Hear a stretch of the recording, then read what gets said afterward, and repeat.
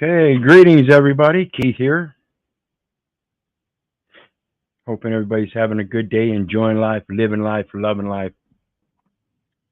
Coming at you tonight, we're going to do some etymology and discuss a couple rules here and how this society actually works as it relates to a military function.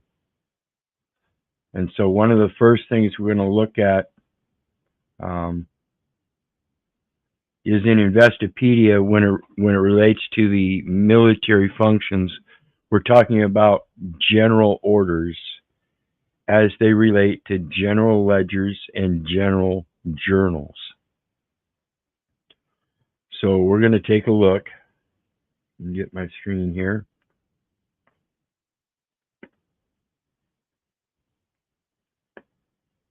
And what we got here is general ledger versus general journal in Investopedia. What's the difference? When it comes to tracking the finances of a business, a double entry accounting system that uses both a general ledger and a general journal is arguably the best method for tracking a company's overall financial data and keeping operations running smoothly and profitably. In order to truly understand how such a system of accounting record works, one must first appreciate the different functions associated with these two key components, general ledgers and general journals. The journal consists of raw accounting entries that record business transactions, is sequential order by date. The general ledger is more formalized and tracks 5 key accounting items.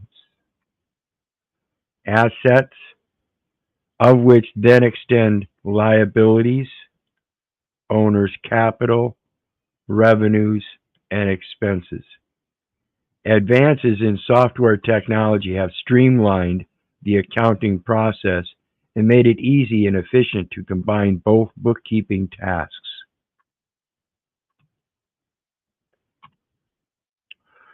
Simply defined, the general journal, I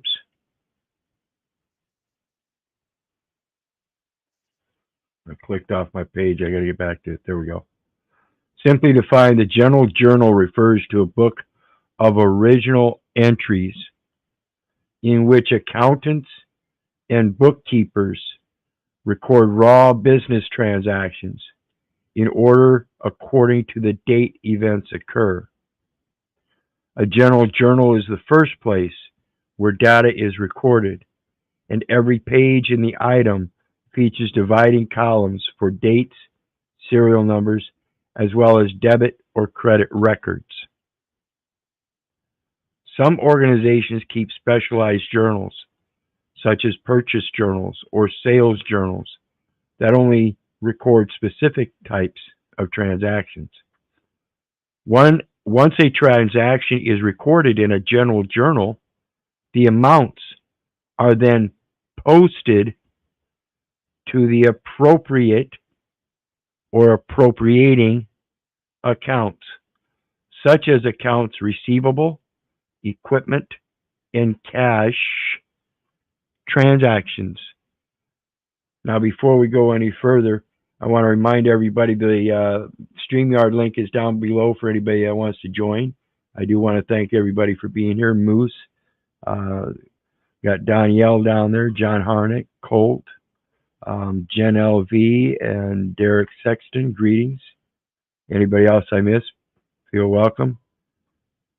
So what we're looking at here as it relates to the cash transactions, folks, if you remember here a while back, I did a video on cash and what it is, money. And if you remember, cash is simply the negotiable instruments that we use on a regular basis that they're asking us to sign. Those are called negotiable instruments, and there's a value to them. And that paperwork is literally known as cash. That is the cash item. Greetings, Danielle. Shalom, shalom. So, how did it go Thursday? Yesterday? So one of you guys are wrong, or the courts are wrong. But I was found guilty on the failure to appear. The court even acknowledged that they didn't have my signature on anything, but according to the court, they don't need a signature. Oh, most certainly they do. Well, I was found That's guilty. that's where the surety comes in. The surety has to be a man is bound by his words. So if you're the man and they're saying that you're bound by your words, and that's the bond, that's what the bond is based on, they have to have a signature. See, the signature is where the liability comes from in regards to the function. We're going to talk about that function. Um, Without that signature, then what they're doing is they're purporting slavery, pure and simple. You have to have an ability to give consent. Again, the government is based upon the consent of the people. And if they say they have consent, then they have to have a signature. If they say they have authority without consent, that's what they're saying by they're not required to have a signature. They're saying they don't have to have your consent. Does that make sense? I mean, that's as simple as I can put it. I agree, but the court did what they wanted to do and found me guilty. So when is the sentencing? I got time served for the 2 days that I was in there, and a $25 fine and court cost. Grand total is about $130, but I don't have to pay anything right now. I actually filed the paperwork to appeal it. All right, cool. Yeah, you'll win it on appeal, I'm sure. Because And again, then if that judge said that he didn't need your signature, that's straight up evidence in on it for the record that they're expecting the mentality of slavery. Because again, the government is only has its authority by the grant of the consent of the people. when I brought up that they admitted that they mailed documentation to the old address, and I said again that there's court records that show that I don't live at that address for over 2 years now. Well, yeah, and And that's that other point I pointed out in my situation is there was no receivership. You can have a service of process affected, but the service isn't completed unless it's received. So there's an element of non-completion. Though you did a diligent search, granted, I agree with that. I'm not. That's not a controversy, and there's no controversy either that I didn't receive it because you have to take my word for it. I'm telling you that now. I never received it. well, her excuse was it's not the court's job to look up your current address. Well, sure it is. It's their job to make sure all the data elements that they are receiving is true and accurate. This goes to the accuracy of the record. These people are idiots, total idiots. And then I made the notion that at that particular time, I also didn't have an address because I was homeless. And she flipped through a couple pieces of paper and she's like, "Oh, yeah, there's also a note that you are also homeless." So the court also knew that I didn't have a mailing address. Yeah. So they're a little idiotic in that state of mind. So And Crazy Horse Lady says Rule 11. We'll take a look at that. Um, I I believe was that has to do with summons or something. But I was also given uh, a public defender, even though I told him that I didn't want one. And then what also makes no sense to me is that the judge stated that the public defender could not do anything in regards to the charges or court case with the trespassing, only the failure to appear. But yet at the same time, with the failure to appear, they wanted to do a continuance because their witness didn't show to court. So he spoke up on my behalf, which I also think would be No, if technically they illegal. didn't, yeah, if they didn't show up and they're the ones pushing the thing and they didn't show up, then they can't just automatically grant the court can't automatically grant a continuance without a motion for it. See, they're playing two parts there. So we'll talk about it later, though. We're gonna get back into this because our thing here is about the functions, and that's the main part of it. So remember,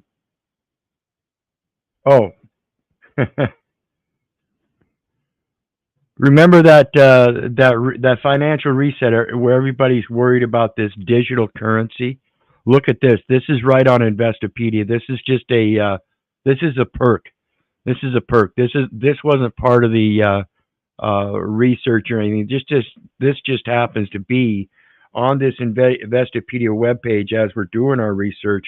But look at what it says. It says, despite advances in software technology, there will always be a need to record non-routine transactions in general journals, such as sales of assets, bad debt, partial payments, and depreciation. These are matters of record that have to be done in paper. They can never do all of this stuff in electronic form. Again, just as the topic we discussed, there are certain things, and the electronic form is to be done with the intention that if ever need to be done as a testimonial, you will put your signature to a piece of paper. So again, when it comes to this digital reset or this reset to digital currency, it can't be completely digital currency. They got to have the ability to support it with paperwork as well, and that's the only reason that they're using the electronic system is to support the paperwork system. It's called the Paperwork Reduction Act, but that doesn't mean they get rid of paperwork. It just means they do as much as they can in the electronic form to acquit the paperwork of its necessity in abundance.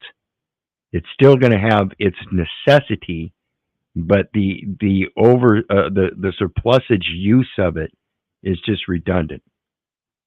So if you've got an electronic form you can use, then we can use that. But it can't get rid of the paper form. General ledgers. A general ledger is a book or file that bookkeepers use to record all relevant accounts. That bookkeepers use to record all relevant accounts. The general ledger tracks 5 prominent accounting items: assets, liabilities, owner's capital, revenues, and expenses. And they all have to be based on an asset first. There has to be an asset. They can't just go creating shit on the ledgers out of thin air. Okay?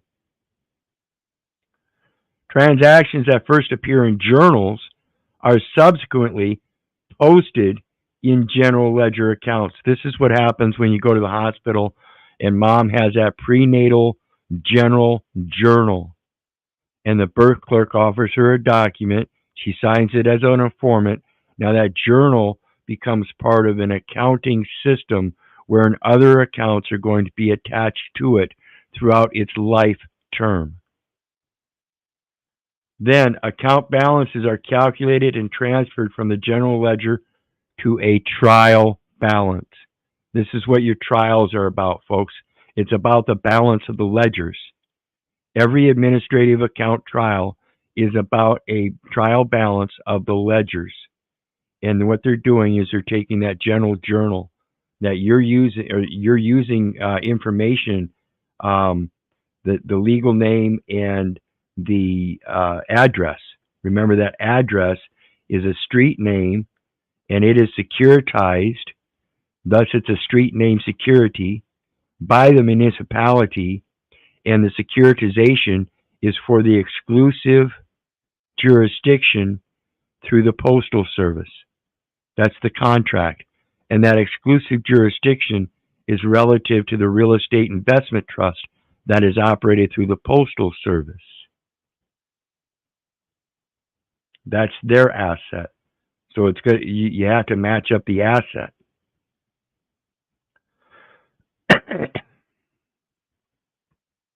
Each accounting item is displayed as a two-columned T-shaped table. This is called the T-ledger. This is the cross that you bear in life. It's the person. And we're told that we're supposed to take upon bond servants and take upon servitude through bond servants of the heathens. We're supposed to make bond servants of the heathens. What are the heathens? The heathens are truly the persons. That's the bond servant.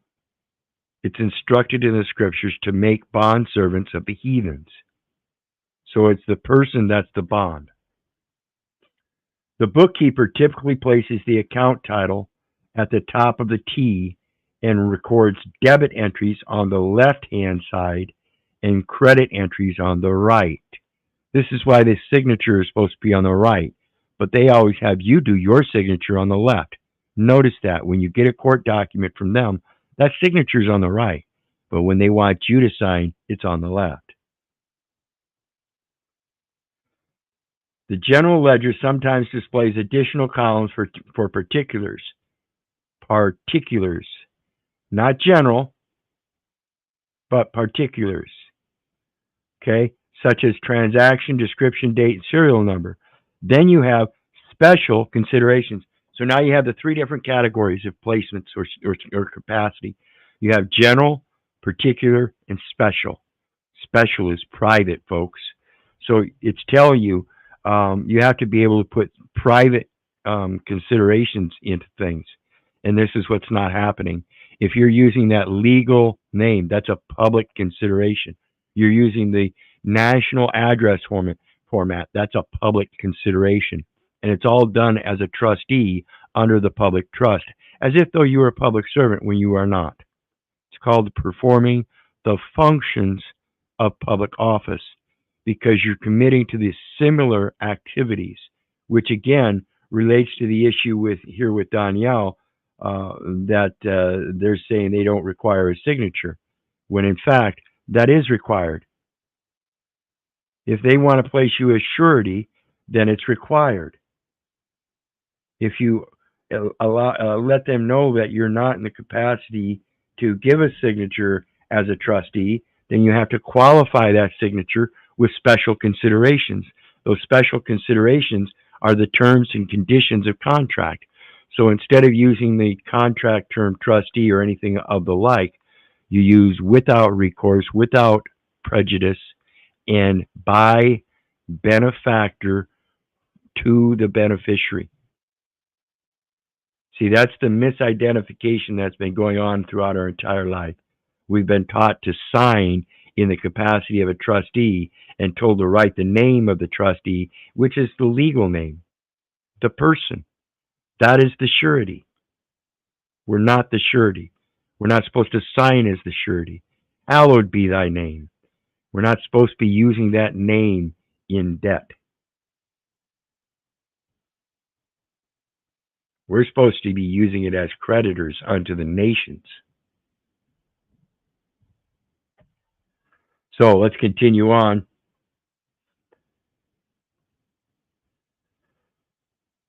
Today, most organizations use accounting software to record transactions in general ledgers and two general journals, which has dramatically streamlined these basic record-keeping activities.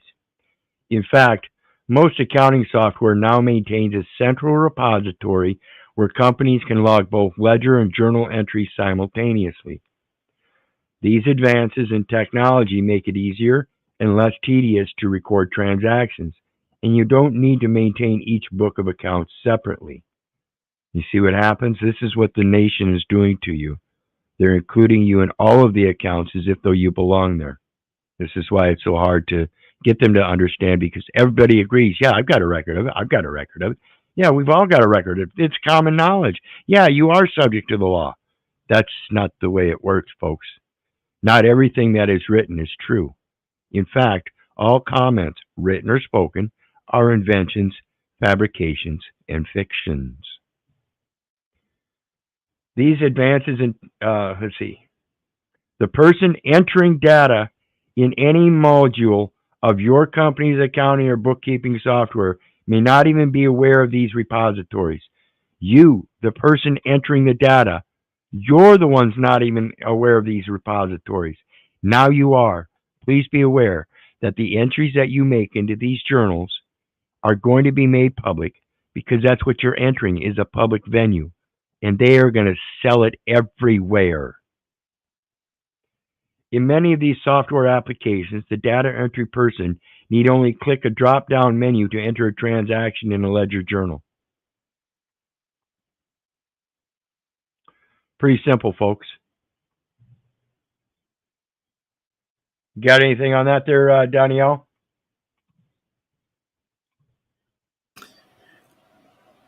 How would one go about seeing what is on the ledger? Well, that's the funny thing I'm working at right now.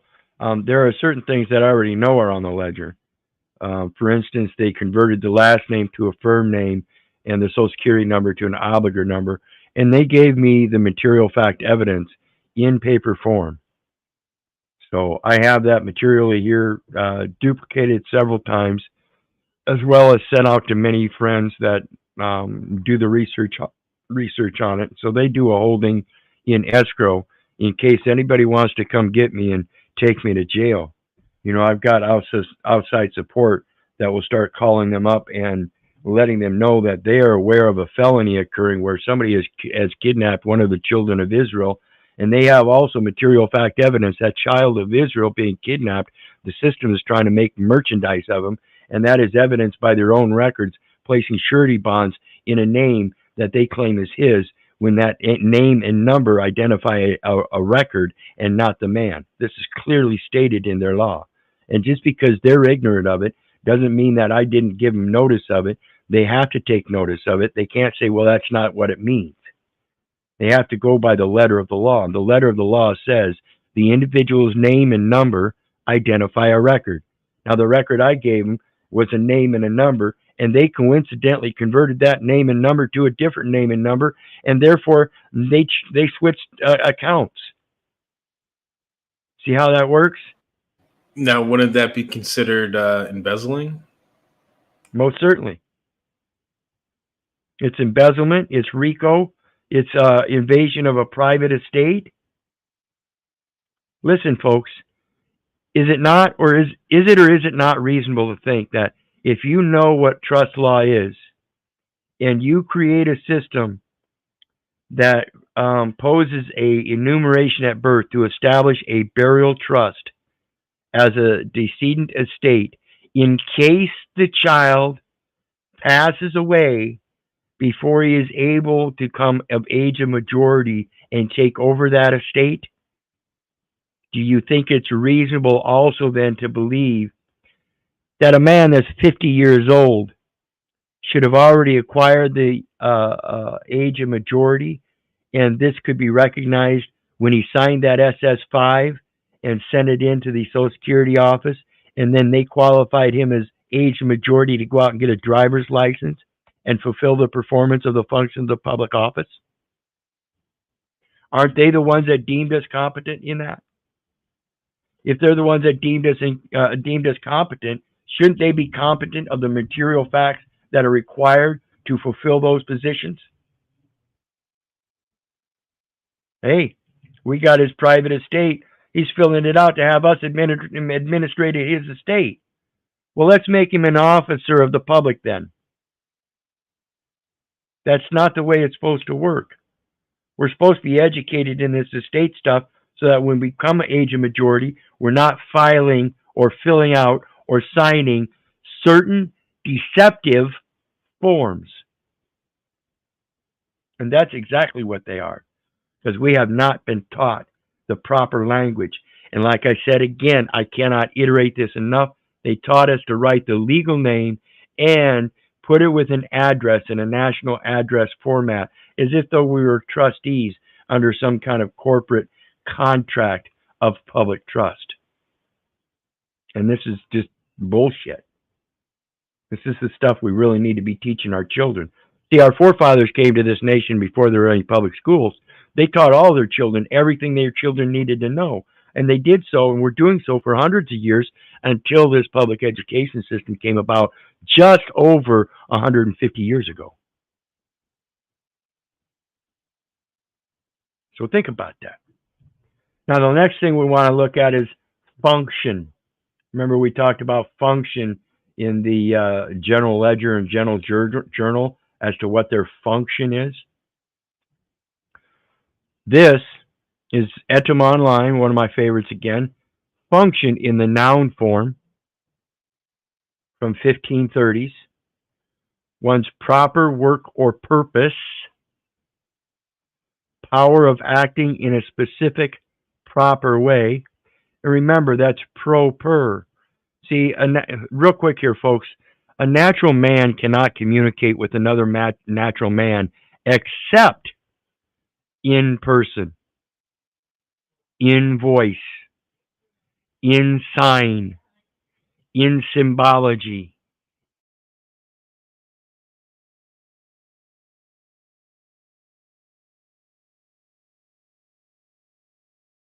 Ugh, that's symbolic. Okay, it's pro-person. It's a character trait. It's the only way we can communicate with each other. From French, function, and directly from Latin, functionum, nominative functio, a performance, an execution, a noun of action, from funct, okay, from funct, past participle stem of fungi, okay. Past participle is rather than to perform or to execute, it is a performance or an execution, meaning it is done or is already done or being done, not yet to be. So it's a past participle. It's something that's already done. It's a noun of action. Perform, execute, discharge. So the noun of action is because another action has already occurred, and in response, to balance it out, it needs an equal and opposite reaction or action. From Proto-Indo-European roots, bong, be of use, be used, to benefit, make benefit, tone. We're going to take a look at a tone next from the scripture or from King James Bible definitions. But remember, folks, a tone, is that like for tune? A tone and a tune? Fortune. Your benefit is a fortune. It's what you atone. Armenian Baucanum, to Can I feed. chime in real quick? Sure. Also, from my study of etymology, a tone, one could also look at it as no tone or no voice, like amoral, meaning no morals. Amen as no man.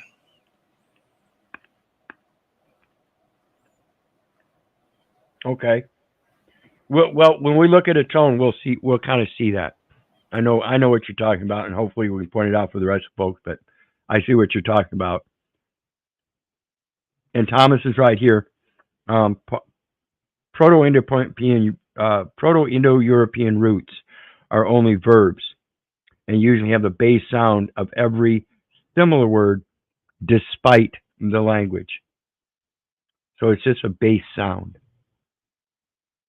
And that's what they're using in the English language, is a base sound, the phoneme. and then they transfer it to a grapheme. But in that grapheme, they might then turn around and morpheme the spelling, or, and a lot of times, I'll say even the sound, Thomas, because there's behave and behave. And in the scripture, it's two words, and it's be have, not behave. We've been taught that it's behave. Original form is have.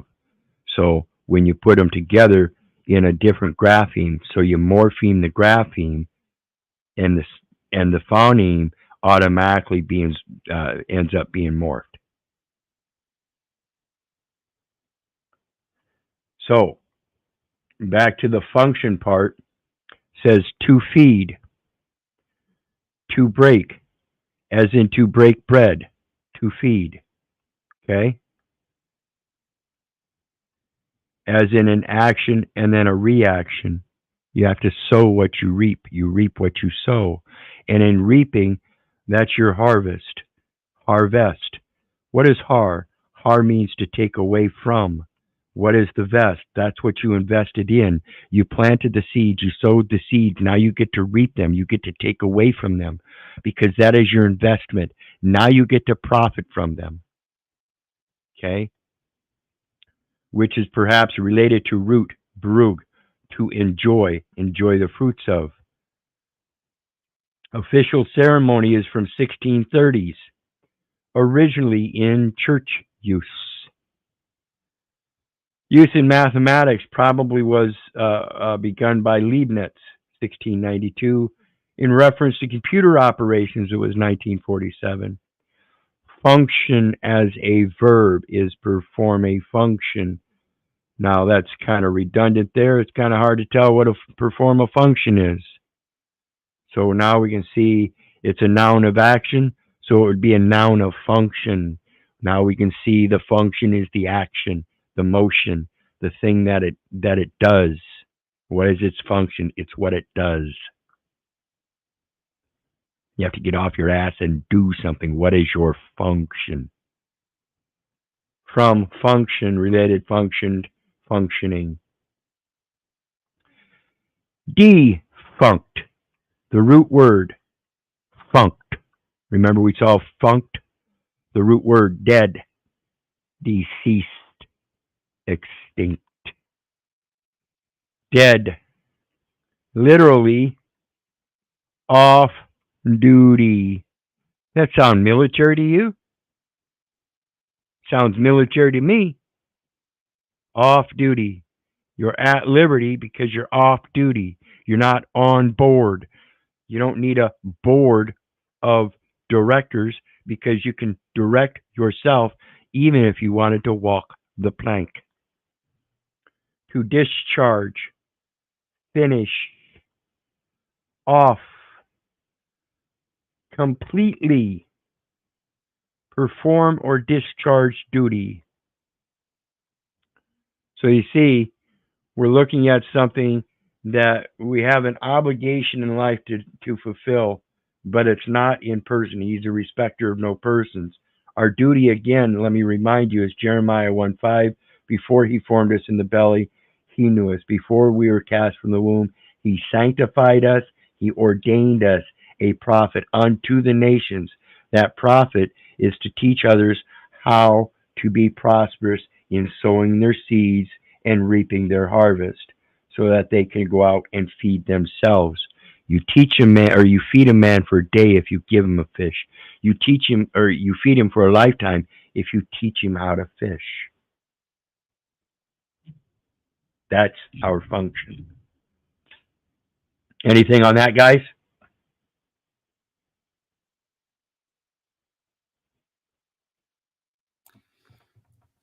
Nope, I'm just soaking it all in, Wizard. Can you hear me? Awesome. Yep, we got you. Okay. And we got Tarek here tonight. Greetings, brother. How you doing? Good. How are you, Wizard? How are you, Daniel and Moose? Hey, Tarek. Shalom, Wizard, Yeah, you guys I'm know. always watching you. But sometimes, like, because it's like a lot of complicated stuff for me, I have to take notes. Like the second day, I kind of go over it. Yeah, you have to take notes. I've been taking notes for years, guys. Everything I do my best to take notes. If you look here, let me turn my. I got notes all over the place, folks. I got notes all over the place, folks. Everywhere.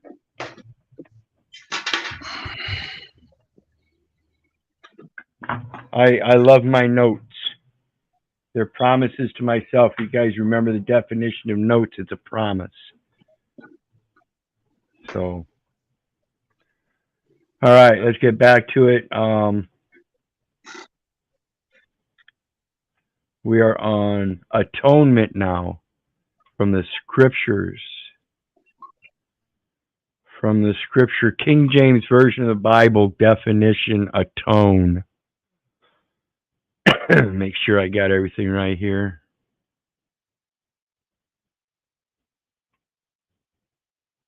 Oops, and we lost Tarek. Tarek, you're welcome to come back up. I'll put you right back up as soon as you come.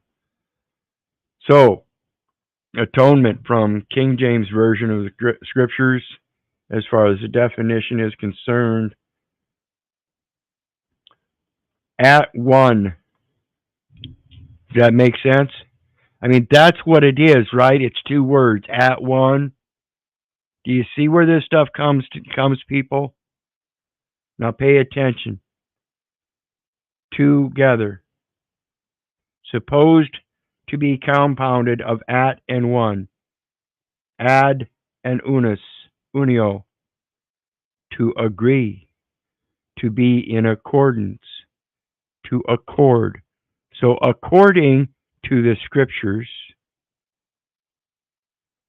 is this a public accommodation for accord and satisfaction? He and Ofidus can no more atone. So if you want to come to agreement, you tell them you want to be atone, at one. Remember that morpheme of the grapheme of the phoneme, at one, you put them together. It's not atone, it's at one. It's not behave, it's be have. You get it yet? Okay. Says this sense is obsolete when it comes to then violentist contrariety. This is the controversy. Second is to stand as equivalent at one. Two, being equal at equal stations in life. They are equal. Love thyself as thy neighbor. Love thy neighbor as thyself. To make reparation, amends, or satisfaction for an offense or a crime, by which reconciliation is procured between the offended and offending parties. And the murderer fell, and blood atoned for blood. So somebody killed somebody, they killed the killer. That's atonement. This for that. Together they both die. Eye for an eye, two for a two. You see? Equal consideration, equal benefit, equal detriment. It's all contract, folks. By what propitiation shall I atone for my former gravity? So, this is the repentance part. This is where you let them know, hey, I realize now I was indoctrinated in this public education system, and it kind of ruined my spirituality, but I kind of got back to myself. I kind of know myself a little better, kind of healed myself.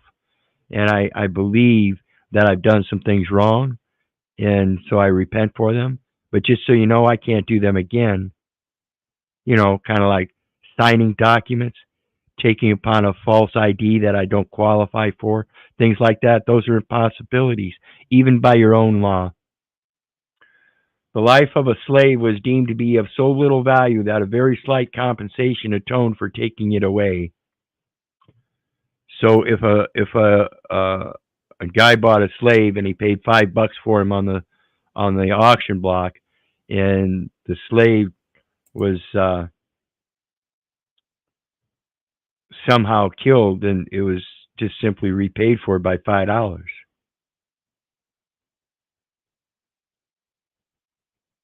Is that really what you people want to be valued at? Is some kind of damn piece of paper? No. So what if someone did like murder one of the slaves, right? So say somebody murdered me, uh, It'd be a and civil they action. were out of the. Would they be liable to compensate the state for that? Well, whoever the slave owner would be, yeah. That's the same way this system works.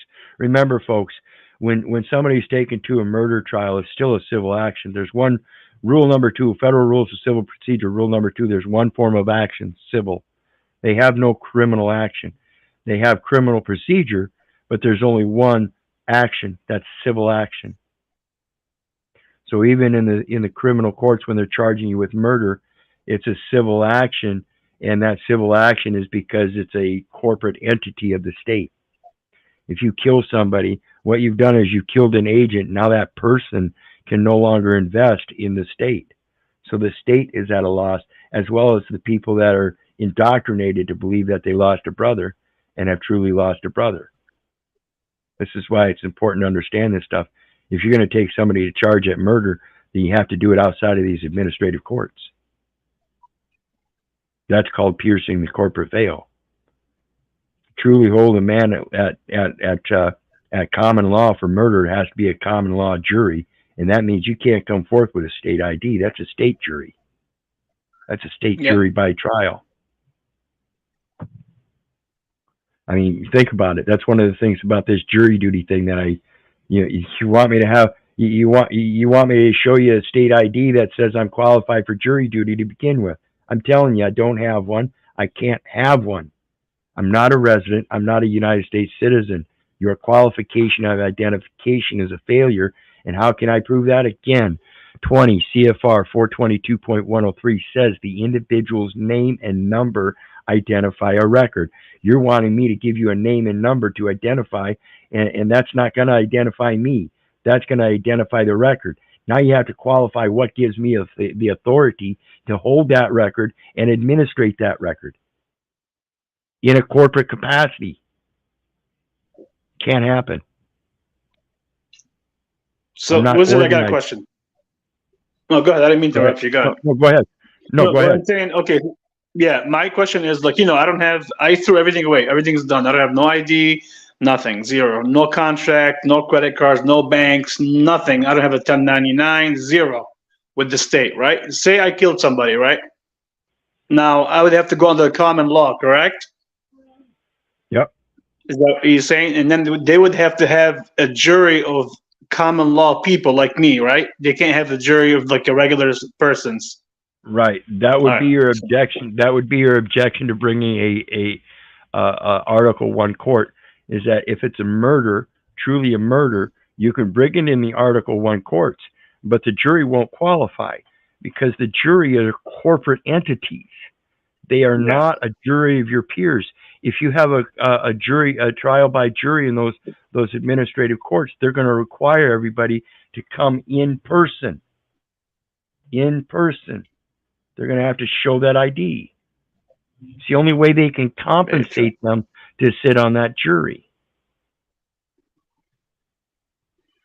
So what's the difference between jury by trial and trial by jury?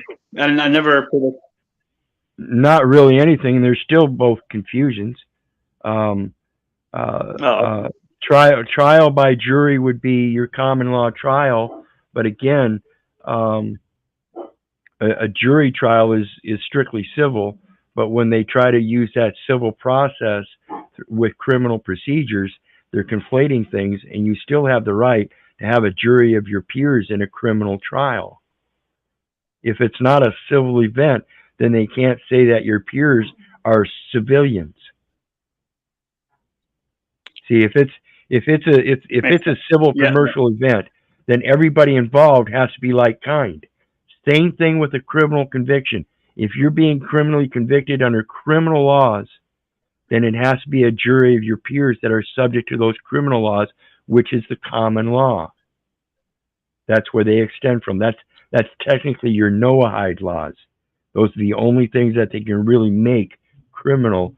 Again, it's an extension of the scriptures. They have to follow the scriptures. So the next one, To atone for, to make compensation or amends. The evil was atoned for by the good effects of the study of the practical physics of Aristotle. The ministry not atoning for their former conduct by any wise or popular measure. This is a good one when it comes to the Catholic Church and the Vatican and all that, and all them Catholic priests and fathers that are out there diddling with the little ones. You know, this is fucking sick, but this is the way it is. The ministry is the one that's not atoning for their former conduct. There's a very great use for it. At one, to expiate, to answer or make satisfaction for, or each atone his guilty love with life.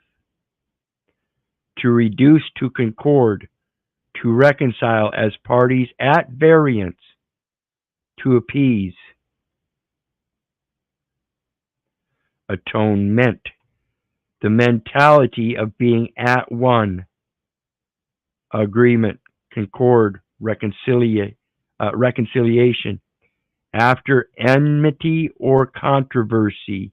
Romans 5. Expiation, satisfaction or reparation made by giving an equivalent for an injury, or by doing or suffering that which is received in satisfaction for an offense or injury with for.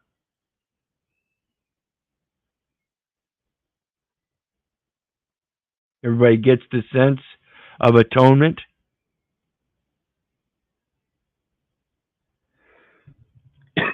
What do you think, Danielle? You think that's, that's pretty simple. I explained it before we got even into atonement with behave. It's the same thing. They're doing it to you left and right. And when you really look at the words and see them for what they really are and separate them for where they're really supposed to be separated and pronounce them the way they're really supposed to be pronounced, you might find some things out. And that's exactly what I tell other people. And that reminds me, Moose, have you taken the time to do that yet? Looked into Strong's Concordance and retranslated Genesis 1 and 2. No, I've been super busy the last 2 days, but I have after Christmas, I have some time free for myself that I have a couple hours throughout the day that I've scheduled with my wife to just be like, I got study time.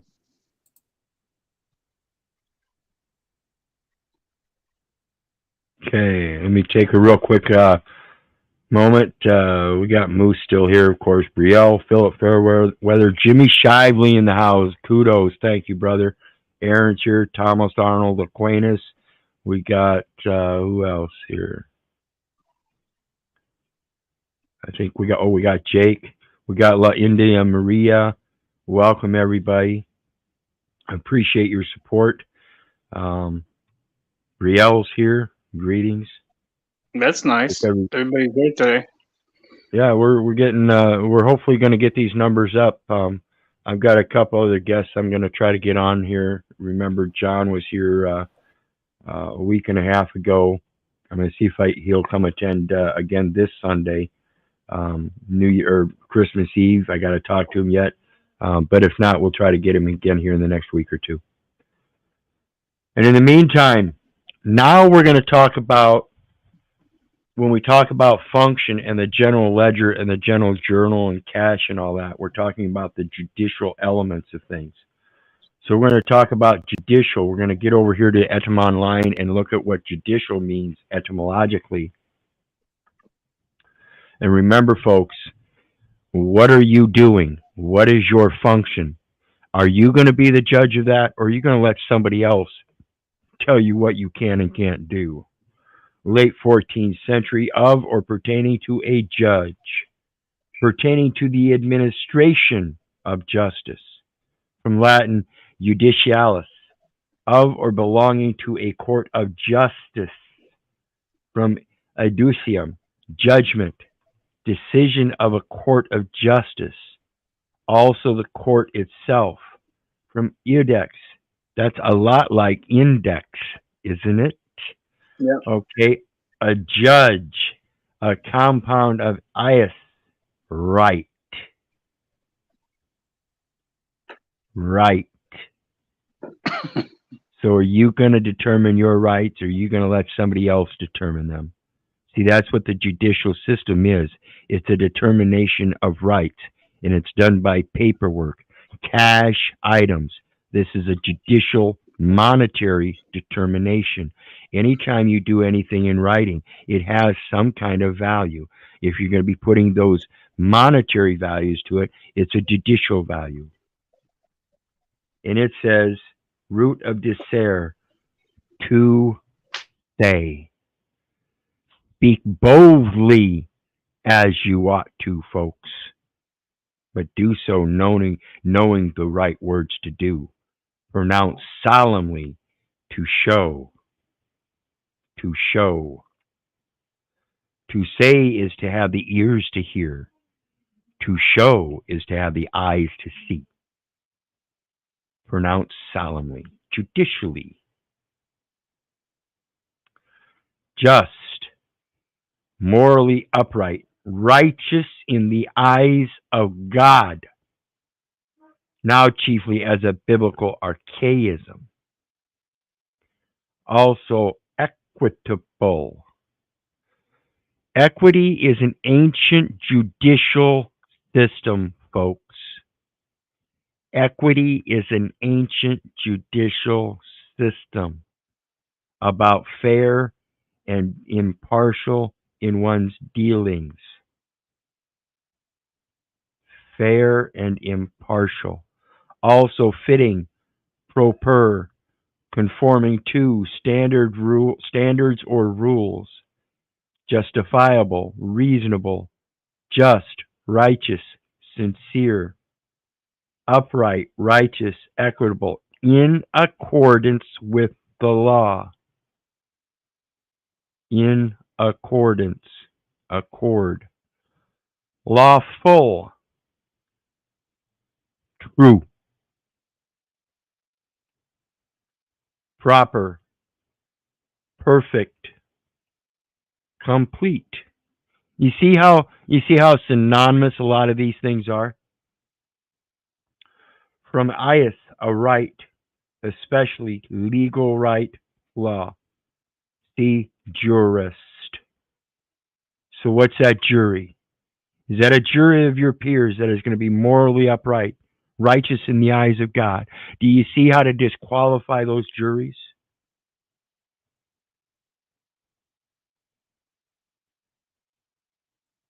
Just so you know. You guys got to stop me and interrupt me and remind me, hey, we're not on the page there, brother. But just so you know. No, we're learning. Do you interrupt the teacher in school? No, you shut the fuck up and you take notes.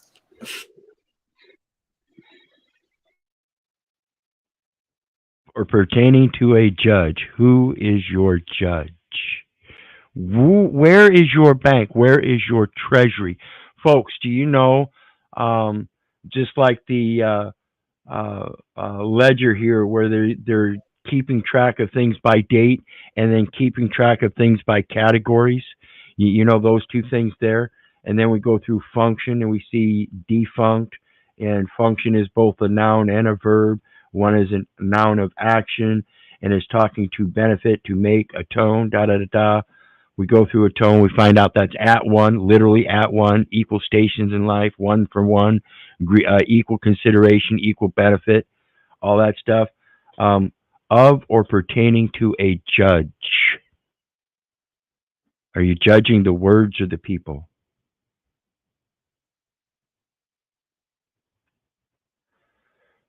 So let's take a look at the next one, folks. The next one is judicial officer. The judicial officer department is a neutral, independent form. Wait a minute. Neutral, independent.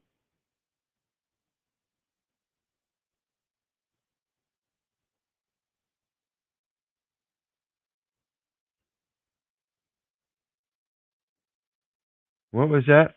Right-minded, good intention. Where was it? Where was it?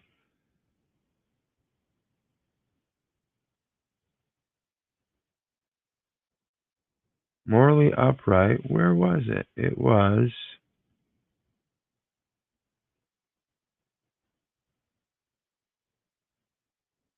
It just had its hypothetical source. Da da da. Equitable, fair, impartial. There we go. Neutral and independent. Isn't that the same as impartial? Department is a neutral and independent forum within the United States Postal Service. So the judicial office is the United States Postal Service. If the judicial officer department is within the United States Postal Service, and it comprised of the judicial officer, the Office of Administrative Law Judges, and the Postal Service Board of Contract Appeals. So we see again the judicial determination is about the paperwork, and the paperwork is the contract. It has the terms and conditions of contract according to the words it's using.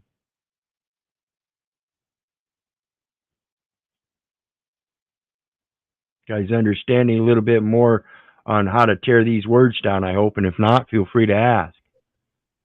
Because it's about No, I'm confused, but I'm confused, Wizard. But what I usually do is I go over this again and write them down tomorrow, because like I got probably like a book and a half already that I wrote about what you have been speaking about, because that's the only way I can understand it.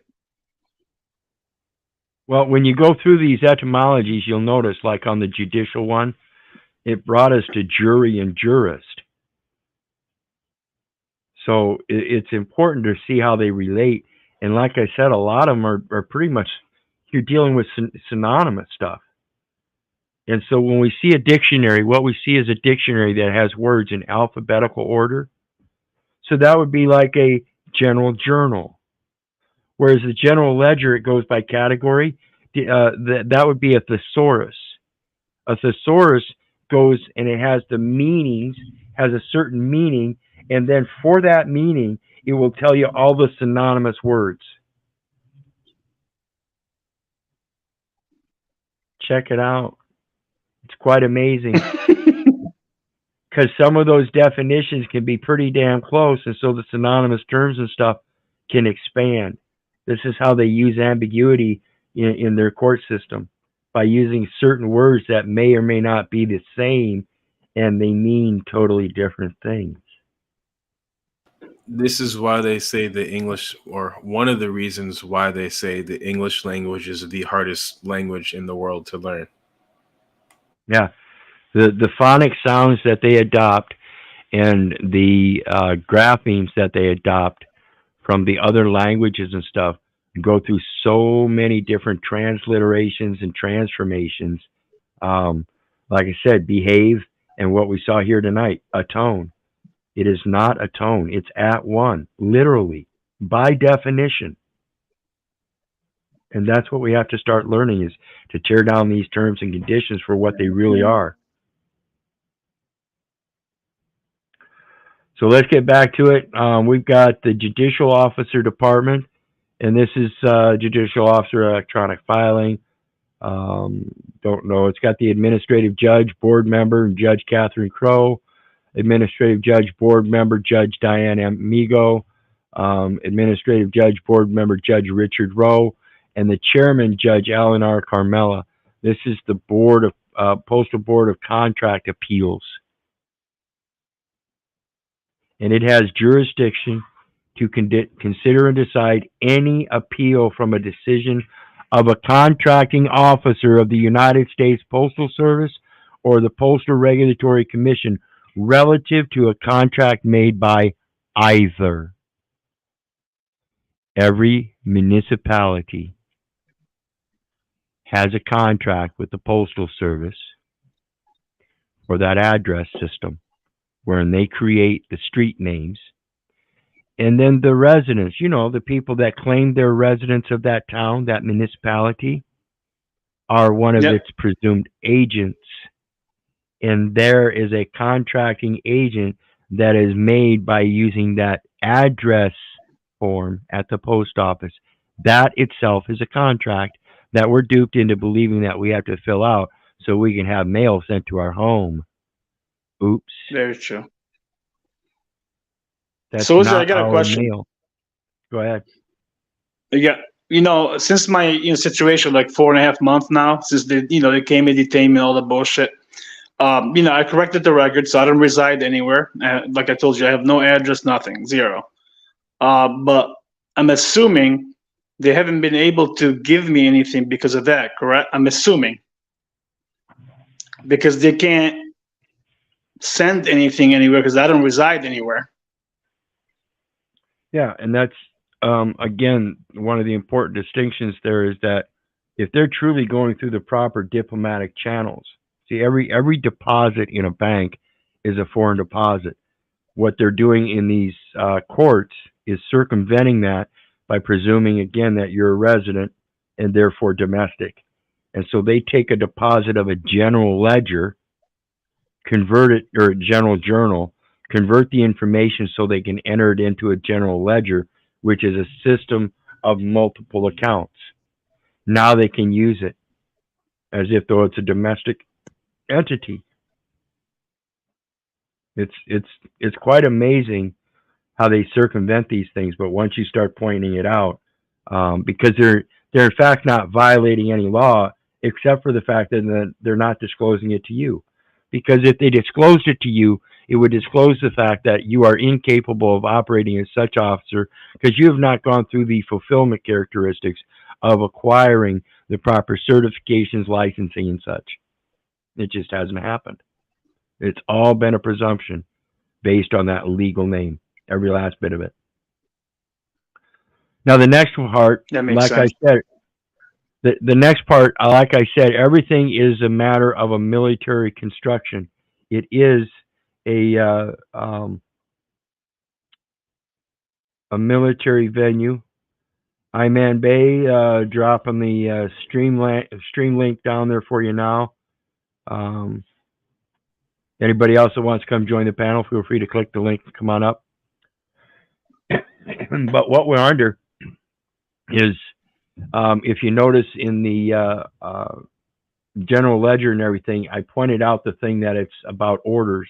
In order to truly understand how such a system of accounting records works, and then it's about general orders.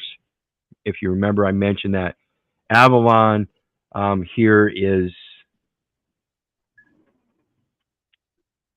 General Orders 100, the Lieber Code, instructions for the government of armies of the United States in the field. That's because this government of armies is a corporate army, corporate government. We don't actually have a full-fledged government of the people, by the people, for the people anymore, because you have a republic if you can keep it, and it was given up.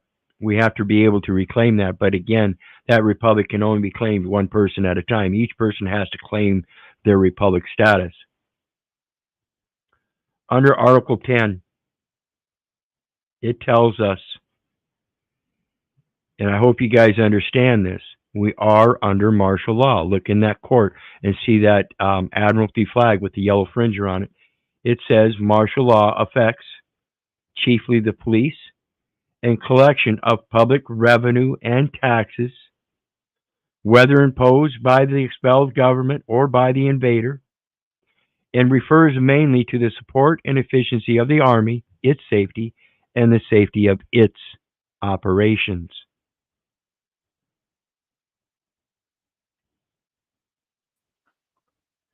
Greetings, Yeah. man. How you doing tonight?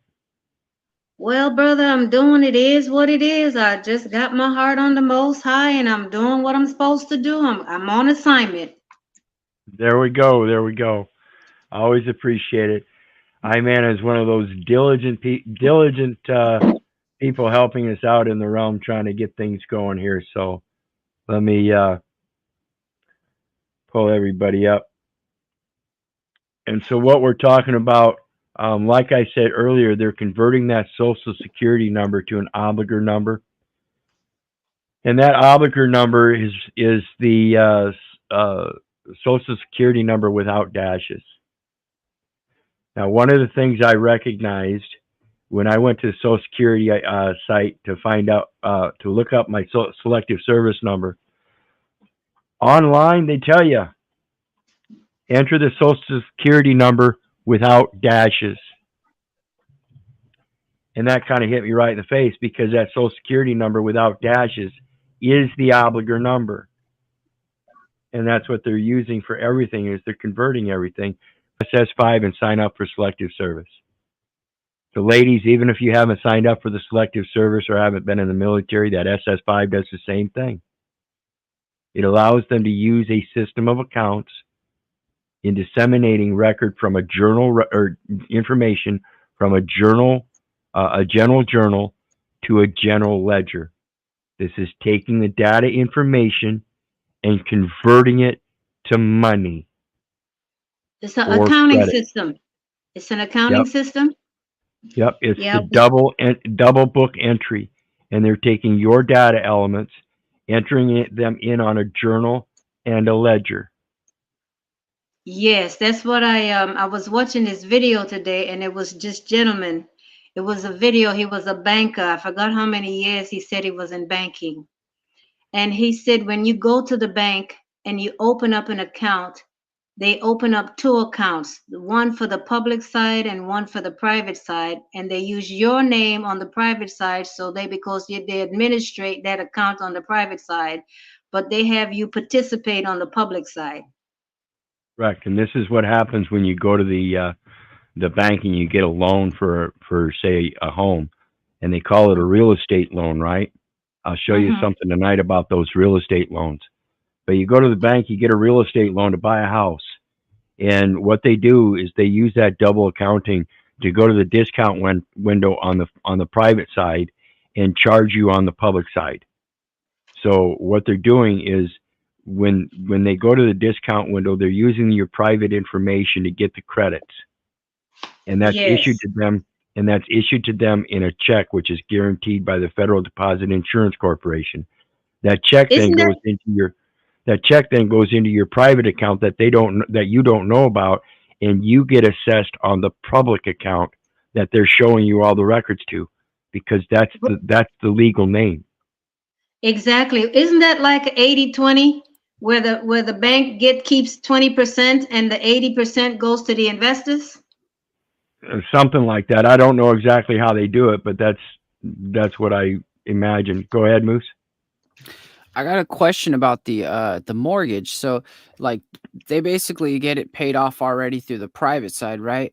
And we pay it with debt.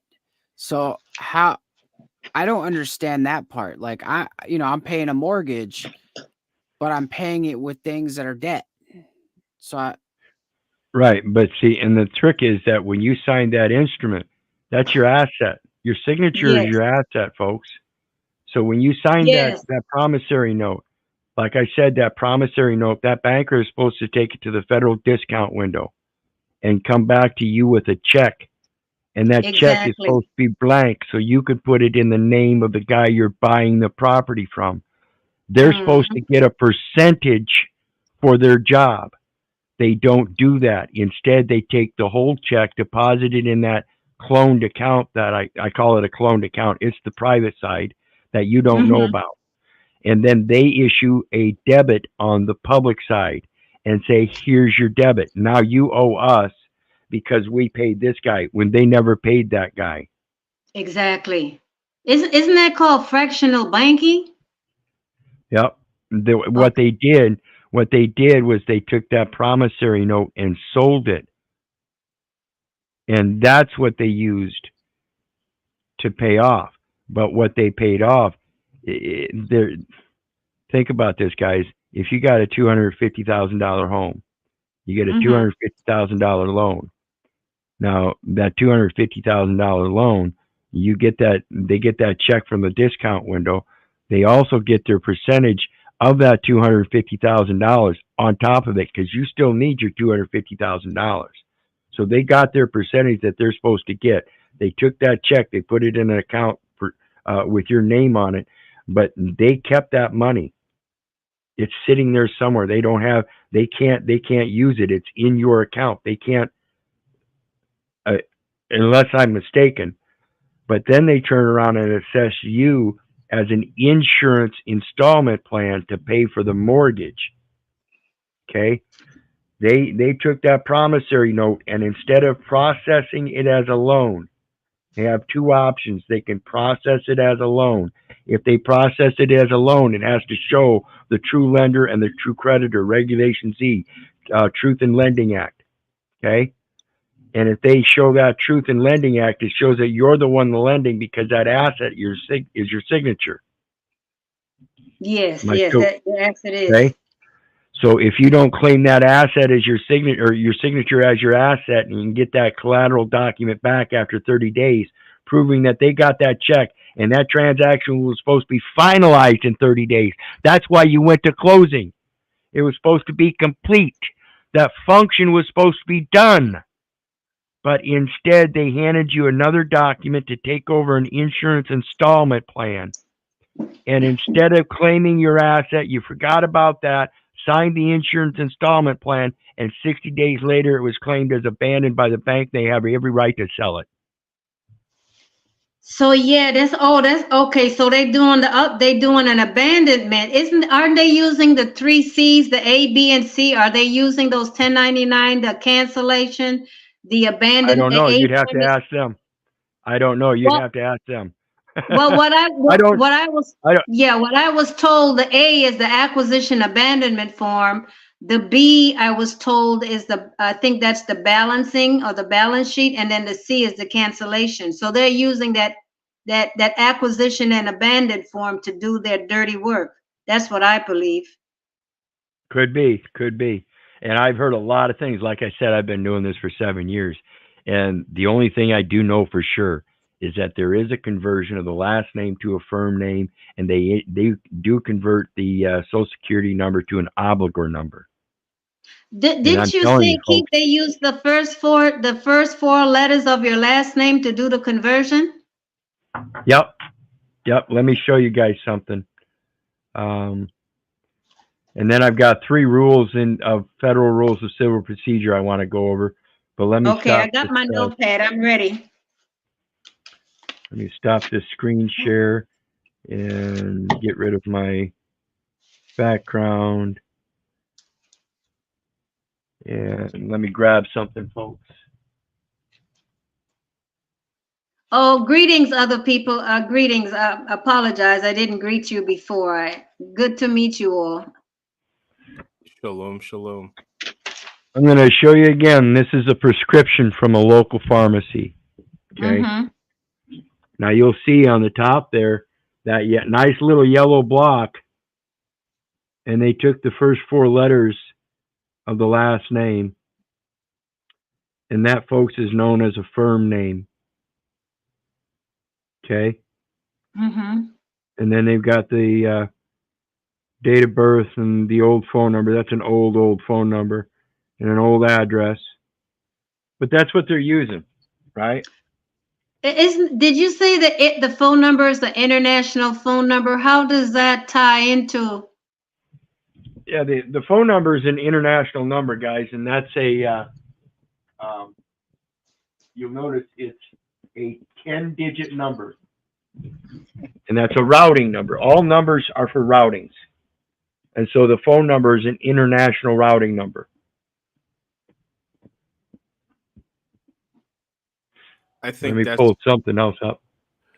I believe that's how it was originally set up when the phone system was created to connect the continents and all that stuff. It was designed for that. Well, yeah, and they have to have a securitization.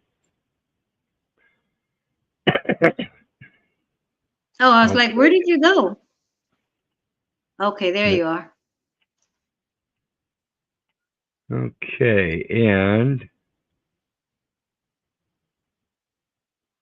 get my screen share back up, because this is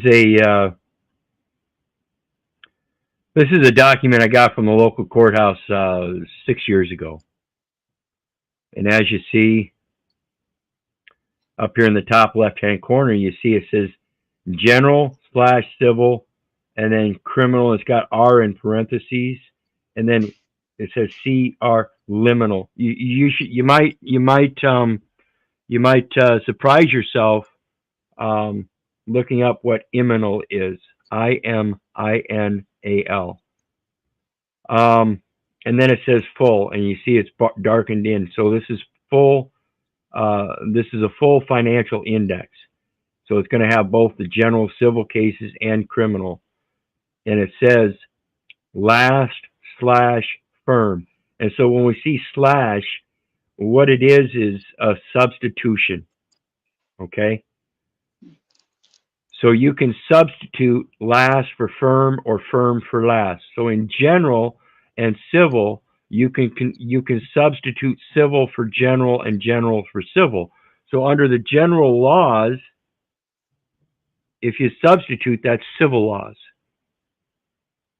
So you take the General Public Education Provisions Act, and you find out that that's a civil education provision. Remember, we talked about general, particular, and special. And so we see here we've got general/civil.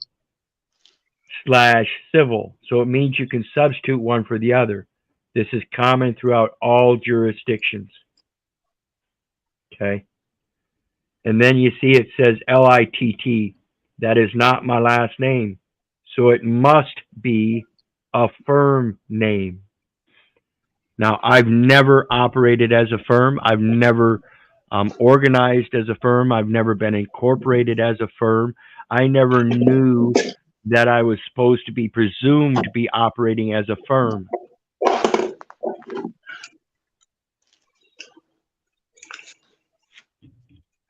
And this is the main issue. In order to be subject to those administrative courts, you have to be organized under the laws of the United States in such a capacity that you have a board of directors that can hire an attorney to represent in that court. If that's not there, you are not subject and cannot be subject to those courts. That is an impossibility.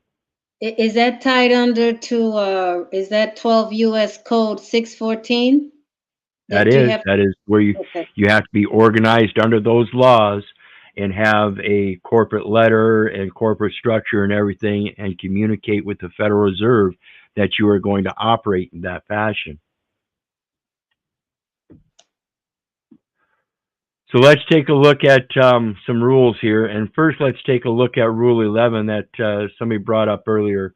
I think Jen LV brought it in. I'm not sure.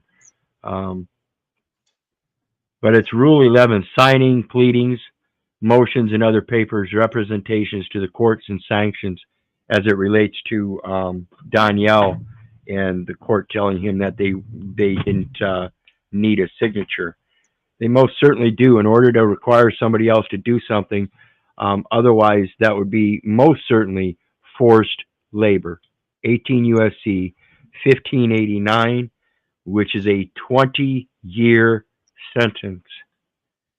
Now, I'm not the one that's going to pose that sentence, but it is a matter of legal and lawful notice that if you are required to report a felony, that you may have to do so and report that felony to their superiors, and their superiors may not like that too bad. But as far as I'm concerned, again, I don't have the corporate capacity to sue you in a court, so I have to leave that up to them. I just want you to leave me alone because you don't have the authority to be doing what you're doing. Wizard, can I interrupt real quick? I'm sorry, I was looking at. So under that, Keith, would that be a part of misprison for under forced labor? Yes, misprison of felony because they have knowledge of a felony and they're not reporting it. Go ahead, brother. I was going to ask you, I just looked at the thing that you said about the medicine thing, and I was looking at one of my old bottles, and it doesn't have in yellow like a company name. It just has the first legal name. Does that make sense?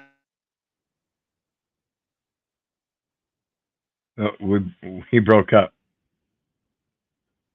If you're there, brother, we lost that last part. In yellow. Okay, Is we that lost weird? that last part, brother. We lost that last part, Oh, brother. I was You broke saying. up. I'm sorry. So I was saying, like, you know how you said, like, it'll have a name, like a LITZ, like it's a firm name or whatever. Like, I looked at my old bottle that I had medication, and it only has in yellow my first name in all caps. So does that mean they're just using my first name? Did they open a No, commercial account? no. So Yeah, I see, can't. I looked at a couple of them because I had like all. see, the bottles are going to be different. This one here, it has a number on it that is highlighted in yellow on mine. But if you look at the actual prescription that you get from the pharmacy or the doctor or whatever, the actual I prescription see. paper at the top of that, it's going to be stapled to the bag that they put your prescription in. This should be uniform through every pharmacy. They should put your medicine in a bag and then put the prescription to it and staple it. That makes Does that sound sense. familiar? Does that sound familiar to what everybody gets? Because that should be uniform throughout the jurisdiction. And so when you see that, when you take a look at that, you'll notice that up in the top left-hand corner, again, it's going to be the left-hand side. That's the debit side, right? Mm. Yep. And so they're creating a debit again in the firm name and saying that you're the officer for that company.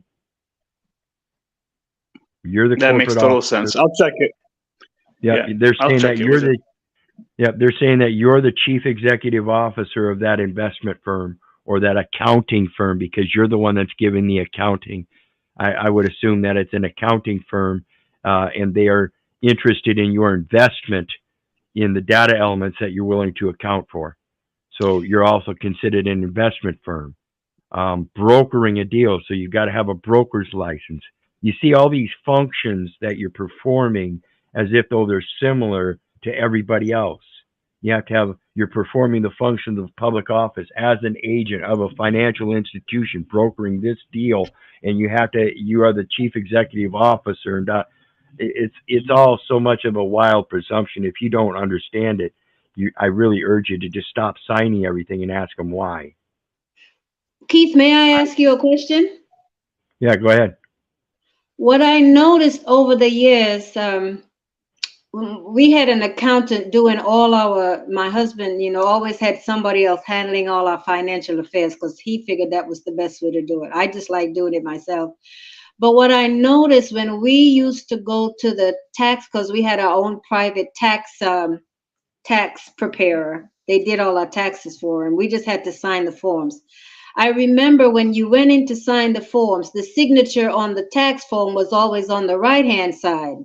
But then when you're writing a letter or something, when you send a letter to someone and you do this sincerely, you put it on the left hand. So is that the same premise?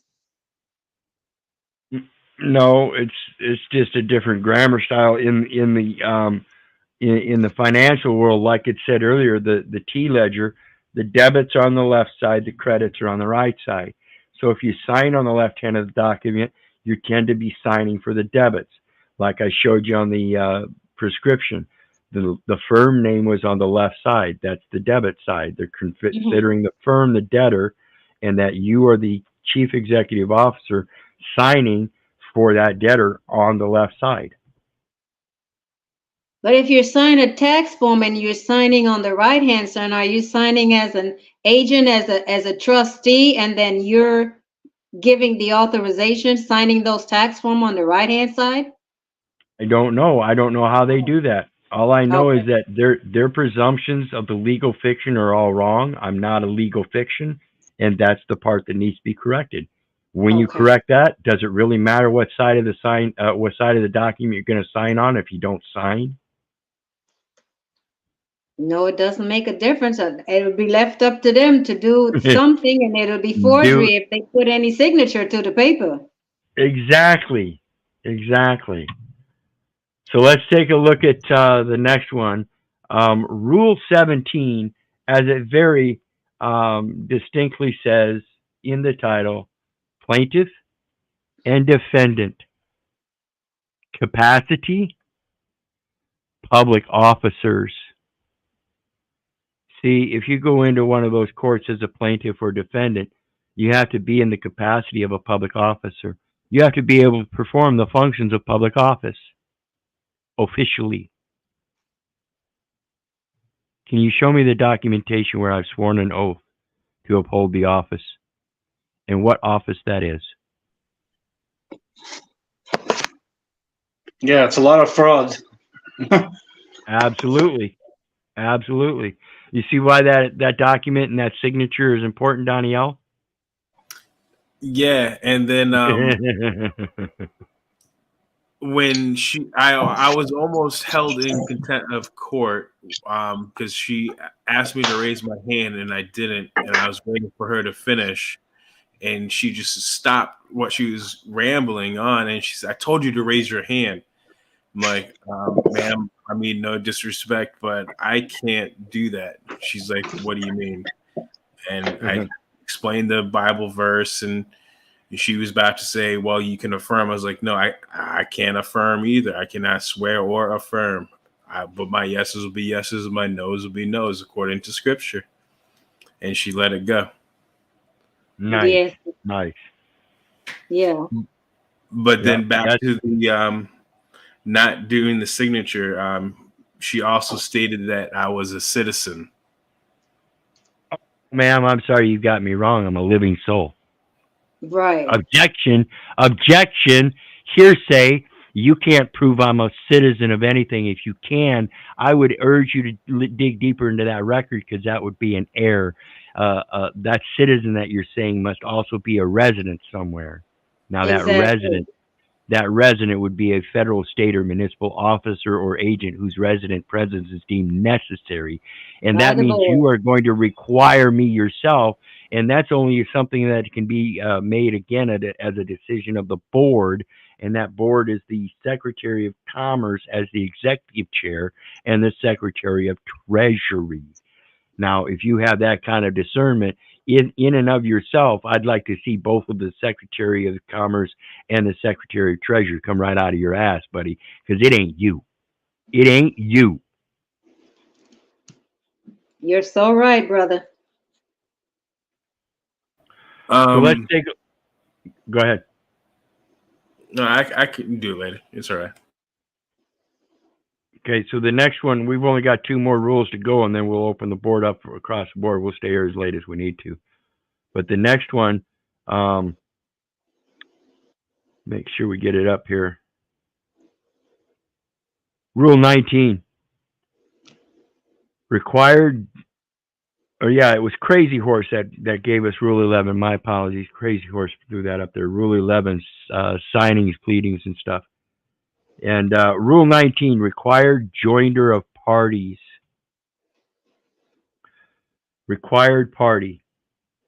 A person who is subject to service of process. Let me ask you guys, do you remember definition of federal government means all entities of the government of the United States, including the United States Postal Service and the Postal Regulatory Commission, and the fact that the Postal Service, United States Postal Service, is the registered agent and therefore is subject already, as it says, a person who is subject to service of process. Isn't that Right. the process server, and therefore they are subject to service of process, and whose joinder will not deprive the court of subject matter jurisdiction, must be joined as a party if, in that person's absence, the court cannot accord complete relief among existing parties? So would that service of process for the postal service, that would be that would be they would be the registered agent Yes, it doing the says service? Okay. look up United States Postal Service online, and you'll see they're going to have a registered mark on their name. They are Yes. already the registered agent of the post office for all postings in all events in all accounts.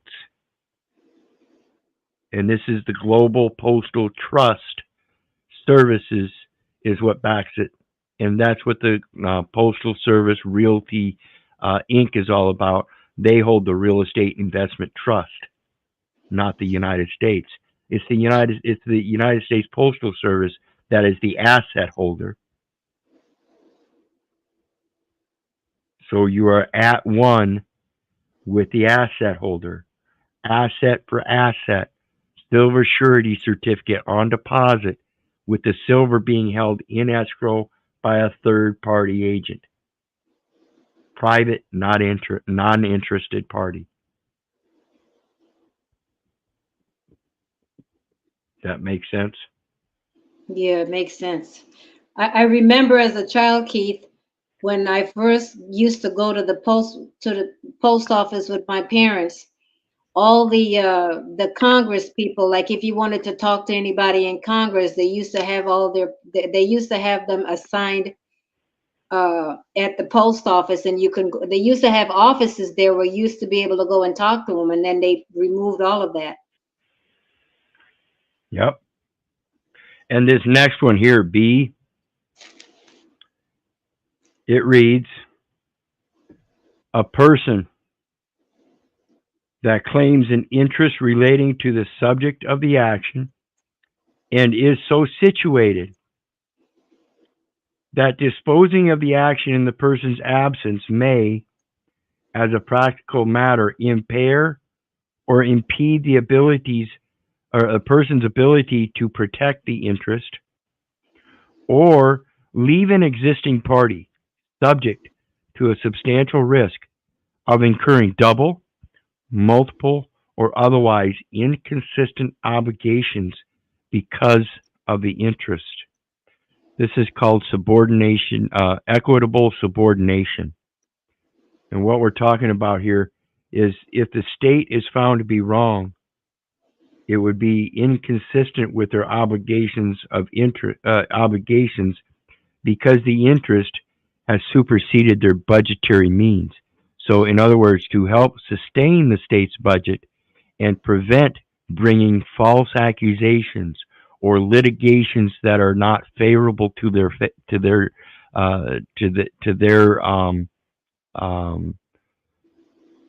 transparency and accuracy and integrity, it's in the interest to conduct these matters privately as a matter of correcting records so that no person shall be held liable in any court, because it's all just a mere matter of accidents and mistakes.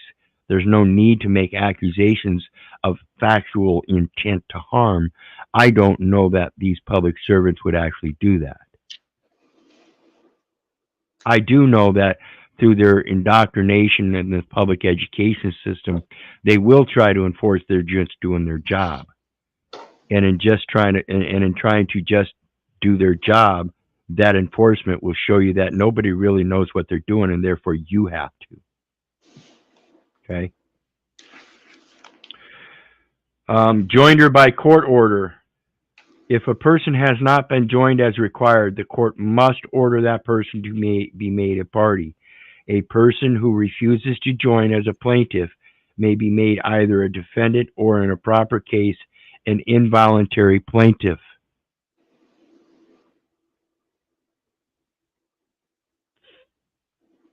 Now, the reason I mention this is, again, because of that equitable subordination that I talked about.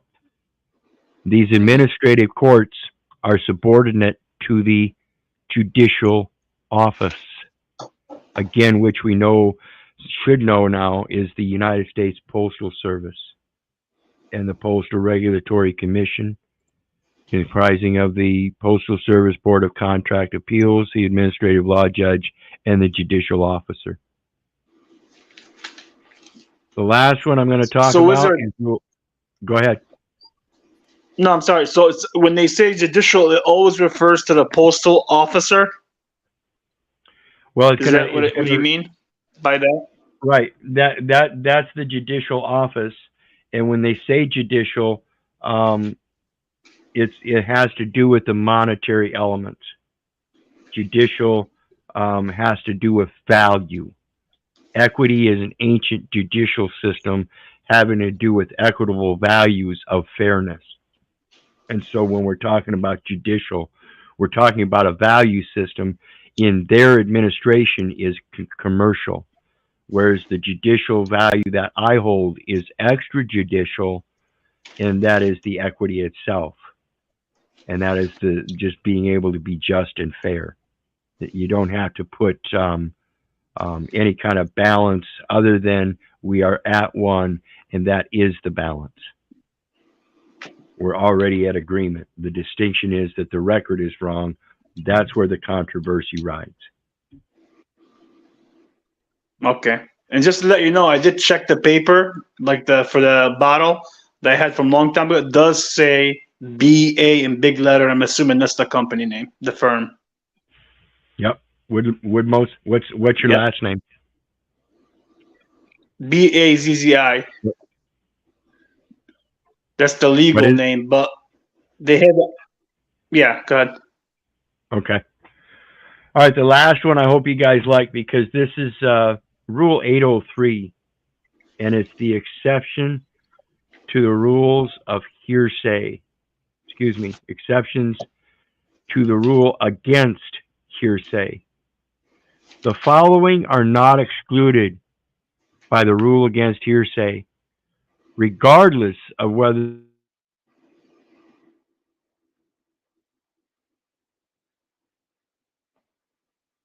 statement and does not have to be testimonial on the stand. Why is this? Because in equity, you don't go on the stand. In equity, it's private communications. In equity, it's in personam. One is present sense impression, a statement describing or explaining an event or condition made while or immediately after the declarant perceived it.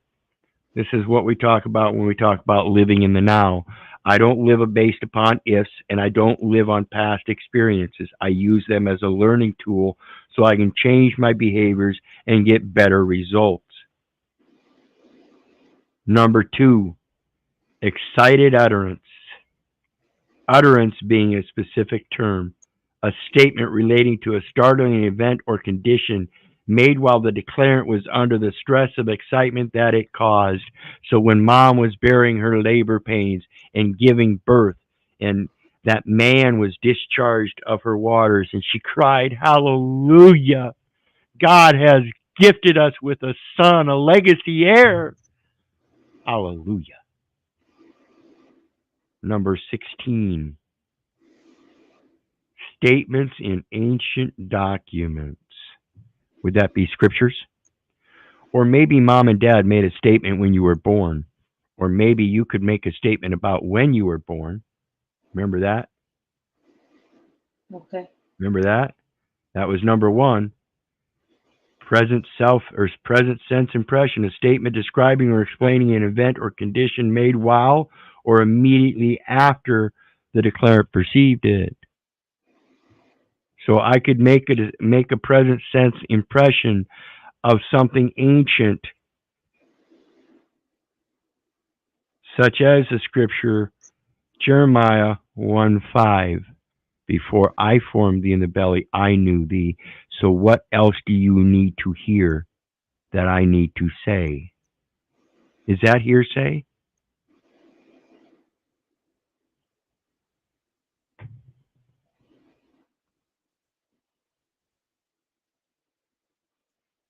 What do you think, guys? I hope you're done listening to their bullshit. I hope you get closer to learning what your function in this life is and what you need to do in this life.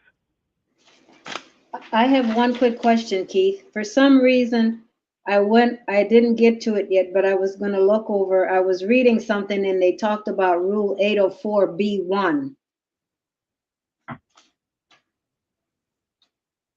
Well, let's see here.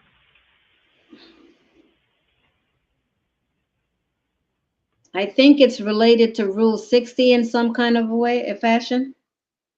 Well, it's related to what we just read about if the declarant is unavailable. Okay. Hearsay exceptions, declarant unavailable. B says the exceptions. The following are not included or excluded by the rule against hearsay if the declarant is unavailable as a witness. The following are not excluded by the rule against hearsay if the declarant is unavailable as a witness. Former testimony, testimony that was given as a witness at a trial, hearing, or lawful deposition, whether given during the current proceeding or a different one, and is now offered against a party who had, or in a civil case, whose predecessor in interest had, an opportunity and similar motive to develop it by direct, cross, or redirect examination.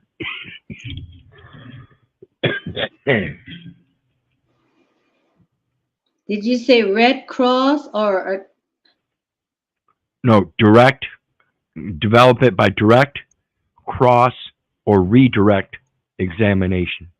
okay, okay, thank you.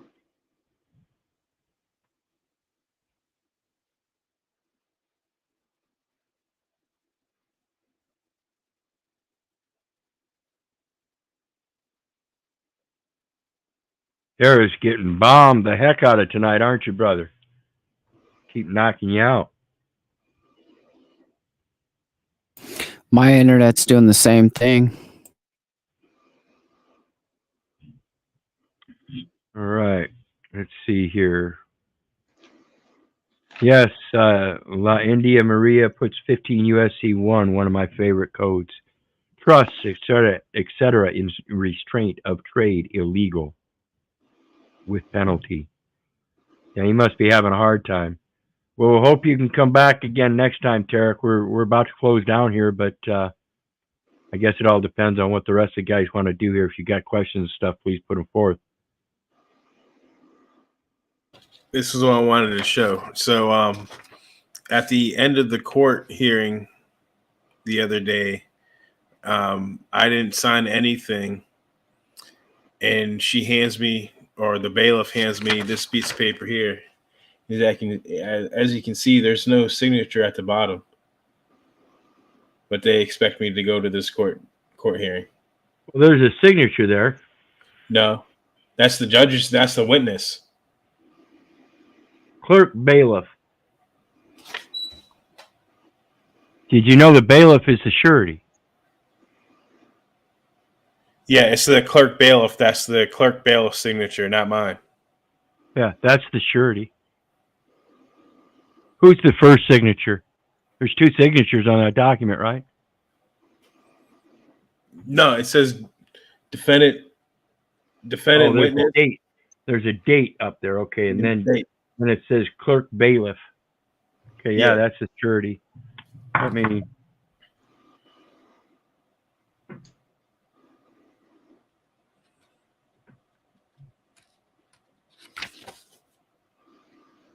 and they already came and arrested me and put me in jail for 2 days, violated my rights, religious and other rights, a year later for a failure to appear with no signature of what they acknowledged in the other day's court.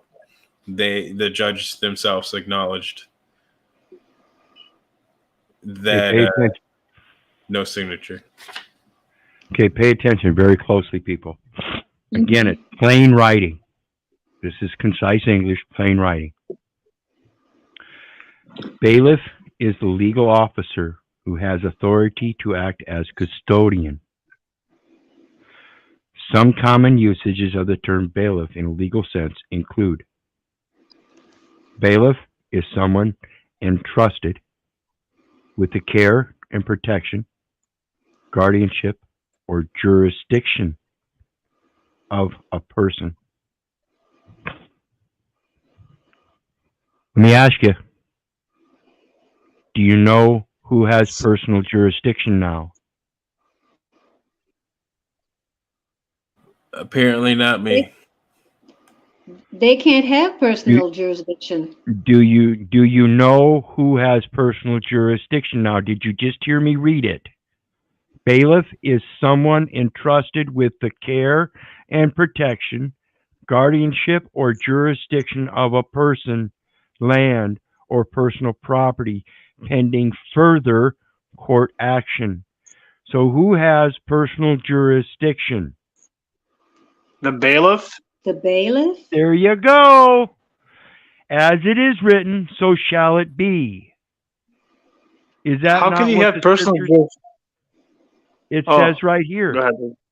It says right here, bailiff is someone entrusted with the care and protection, guardianship, or jurisdiction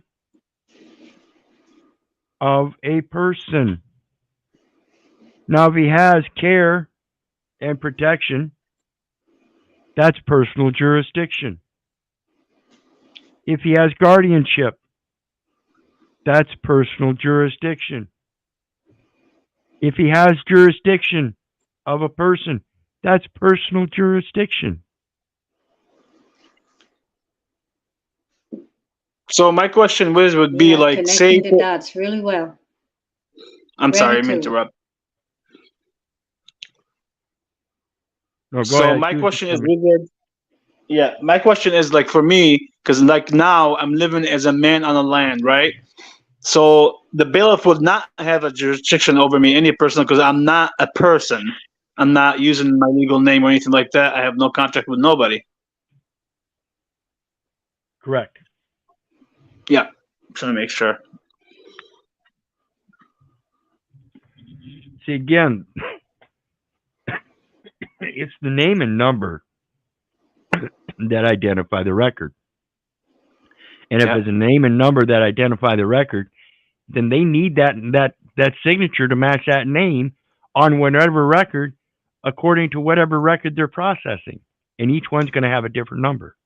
Each one is a different person, but each one is going to need the same signature. That's the general journal. You're the jurist. You're the one that's going to journal it.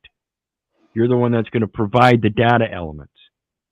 Once you provide them, that's the creation of that T ledger. They're going to put those data elements on one side, and that's the debit side.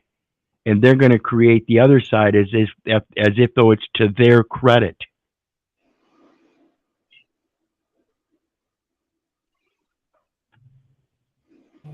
So I'm pretty much fucked, is what you're saying. No. No. Listen. If they admit in, on, and for a record that's in their possession, and how will you know it's in their possession? It's LIIX, Cornell Law School, for God crying out loud.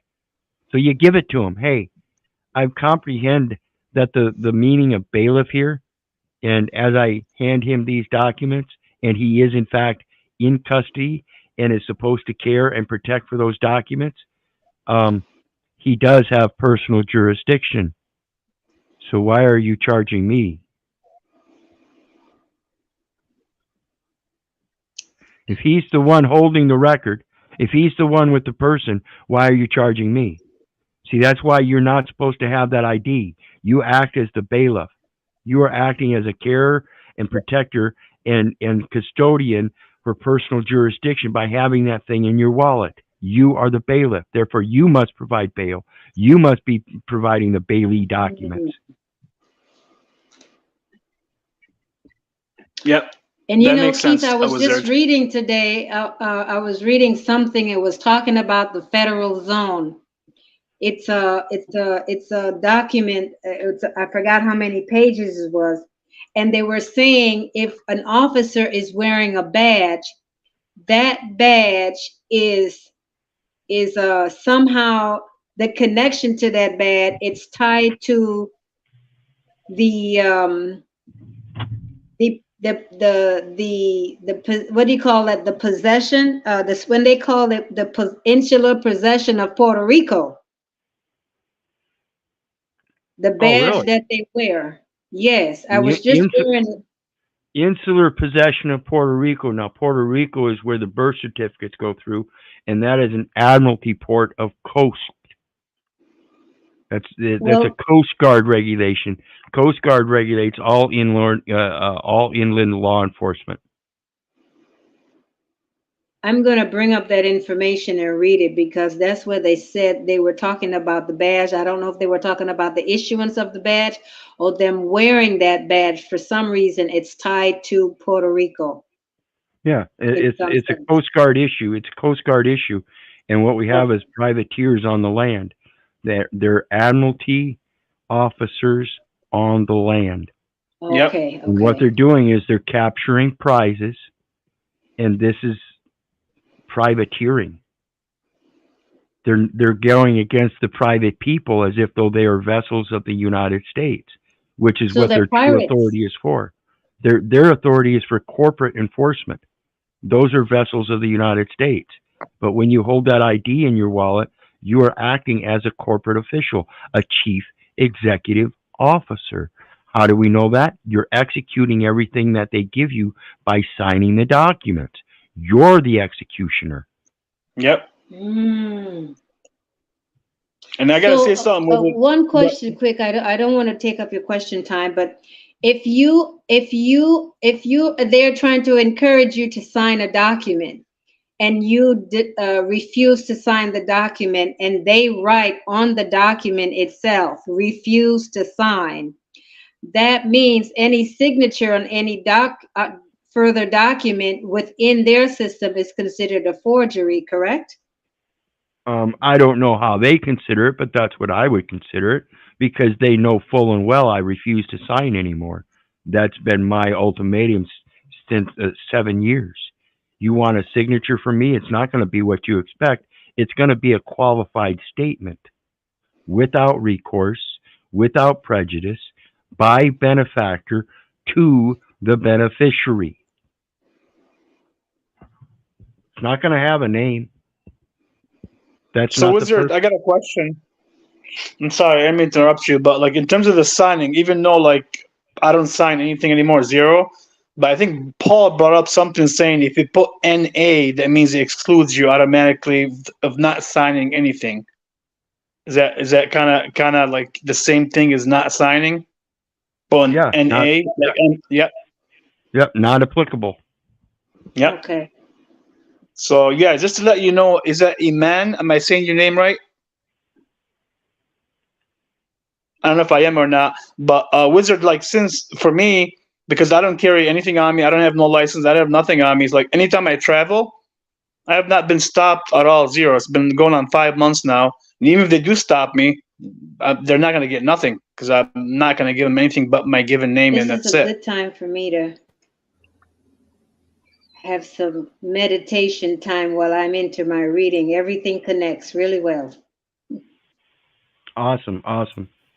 I'm glad somebody's connecting dots. So, But question. I understand it is tough. So keep asking questions. Go ahead, Moose. So how does Daniel regain jurisdiction of himself?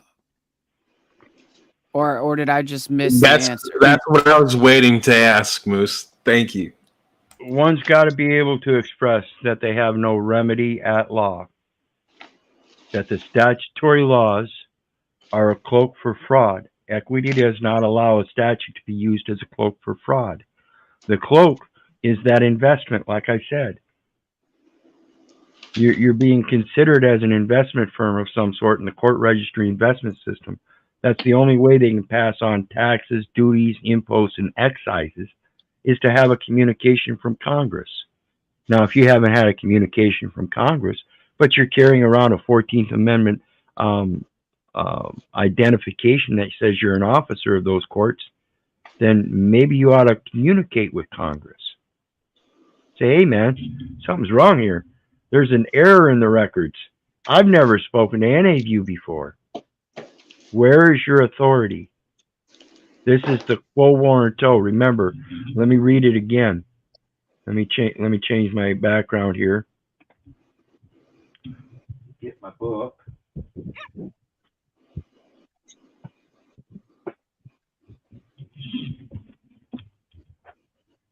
And again, you do not attack the title or the office. You attack the record. And it clearly tells us no principle of equity jurisprudence seems to be more clearly settled than that the courts of equity will not attempt through the issuance of injunctions to determine disputes with respect to title to public office. This is true for a number of reasons. In the first place, it is almost universally held that title to public office is not subject to collateral attack. Moreover, the public have an interest in the performance of the duties of public offices, and should courts of equity interfere by granting injunctions where title is questioned, the public interest might suffer incalculable injury. Finally, from the very earliest times, the law has provided a simple remedy to determine the right to title to public office. The remedy is an action of quo warranto. This is an action brought in a court of law in the name of the state by the Attorney General or some other officer representing the state to determine directly by what right an officer is exercising the duties of an office of which he is in possession. Now, though it says this is an action brought in a court of law in the name of the state by the Attorney General, again, you have no remedy at law. So equity follows the law. So now you can make an assignment or have the judge make an appointment, I guess, assign an administrator of probate estates as your remedy. Since you don't have a remedy at law, and you know the courts of probate are operating, because they offered you a time, a prison term. So yes, for the failure to appear, they tried to, if I plead guilty, I'll get time served, basically.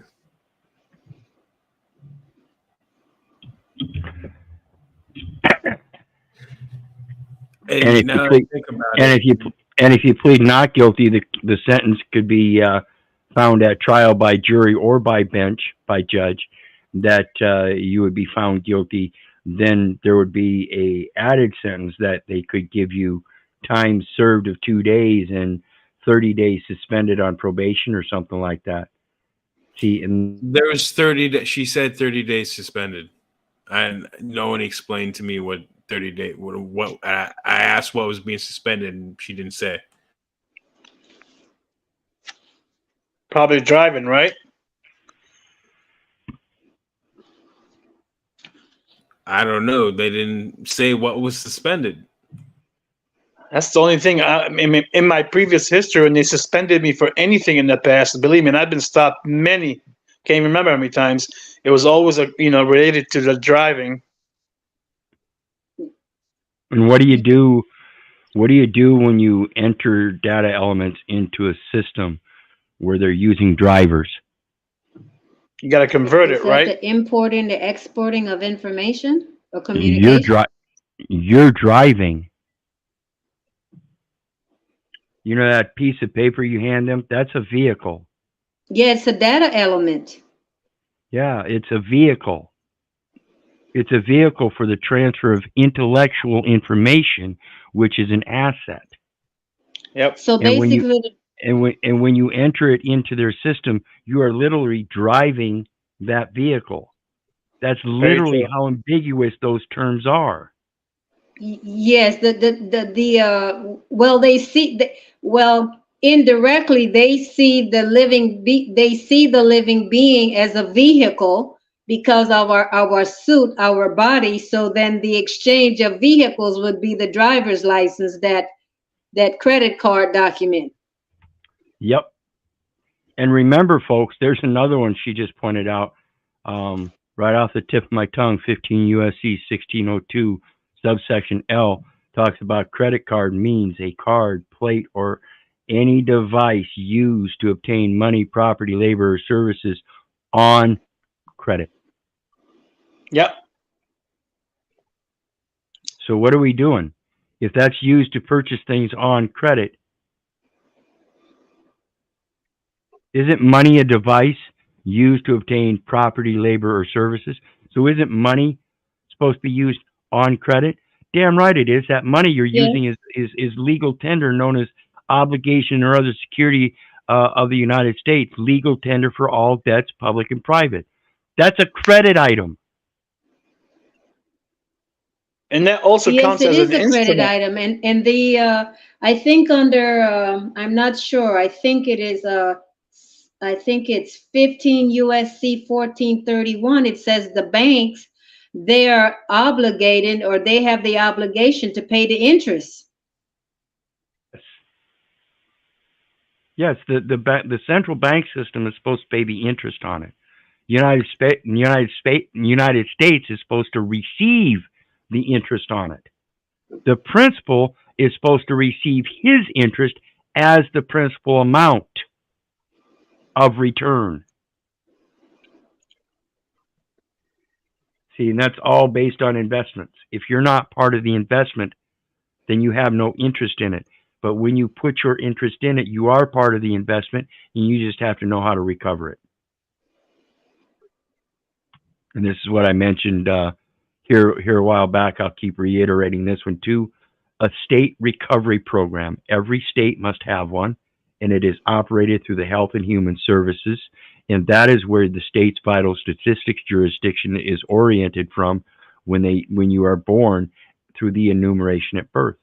It goes into the Health and Human Services system as the Bureau of Vital Statistics for data elements, regulated by the Department of Commerce, and therefore the Social Security Administration, DMV, voter registration, public education, all those other accounting systems as we go through our life, insurance agencies and everything, they're all going to start receiving those data elements because we've been trained to give it to them. And that's false. That's entering into that association as if though you're performing the same functions without being clearly identified as an officer or an agent of the federal, state, or municipal governments by being deemed necessary. Is It the has to be DHS, excuse me, is the DHS Department of Health and Human Services? Yeah. Yeah, Department of Health and Human Services in your state. Yep. Jen down here says El Perro clarifications received this AM. If courts are banks, filings initiated by anyone, man, woman, natural, legal person, would be as if, in other words, quasi opening a bank account. I don't know if it would be opening a bank account, but it would be opening an account. Mm-hmm. Again, every case that is filed into a court is a new case. So it's got a new accounting number.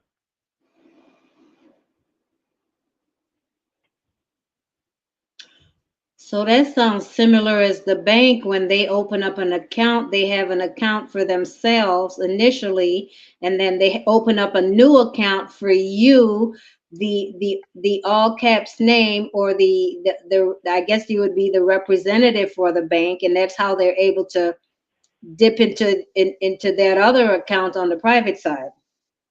Right. Yeah, each bank has its own routing number. That's an accounting number. Under that routing number, they have a string of accounting numbers that they can then sell to customers. Yep. That is true.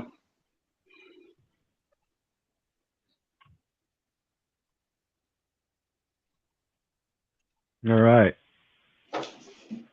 Well, I think that's about all I've got for tonight, unless you guys got anything more. The basics of it, Danielle, is that they're holding you as if though you're subject to their jurisdiction under commercial codes that can't possibly apply unless you are an officer of those courts. This is that 14th Amendment citizen. This is how ambiguous it gets, and it's actually claiming in the most simple terms that you are performing the functions of public office, which is a tax item. Laying, collecting taxes, duties, and imposts and excises. And remember, folks, if you're laying, collecting, and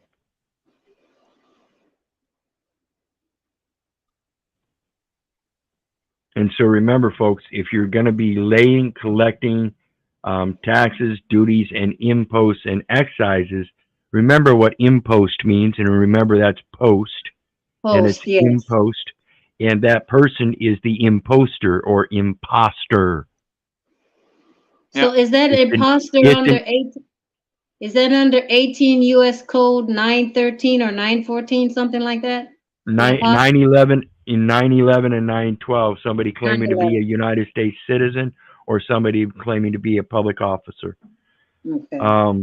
And that imposter is actually a foreign entity and is supposedly required to have a Foreign Agent Registration Act documentation with Department of Justice. And we find that's who we enter the courts of equity through is the Department of Justice, and that is for the error in the records. It's a matter of redress. Before we go, we got plenty of time. You guys want to hang out a little bit? Oh, sure, no problem.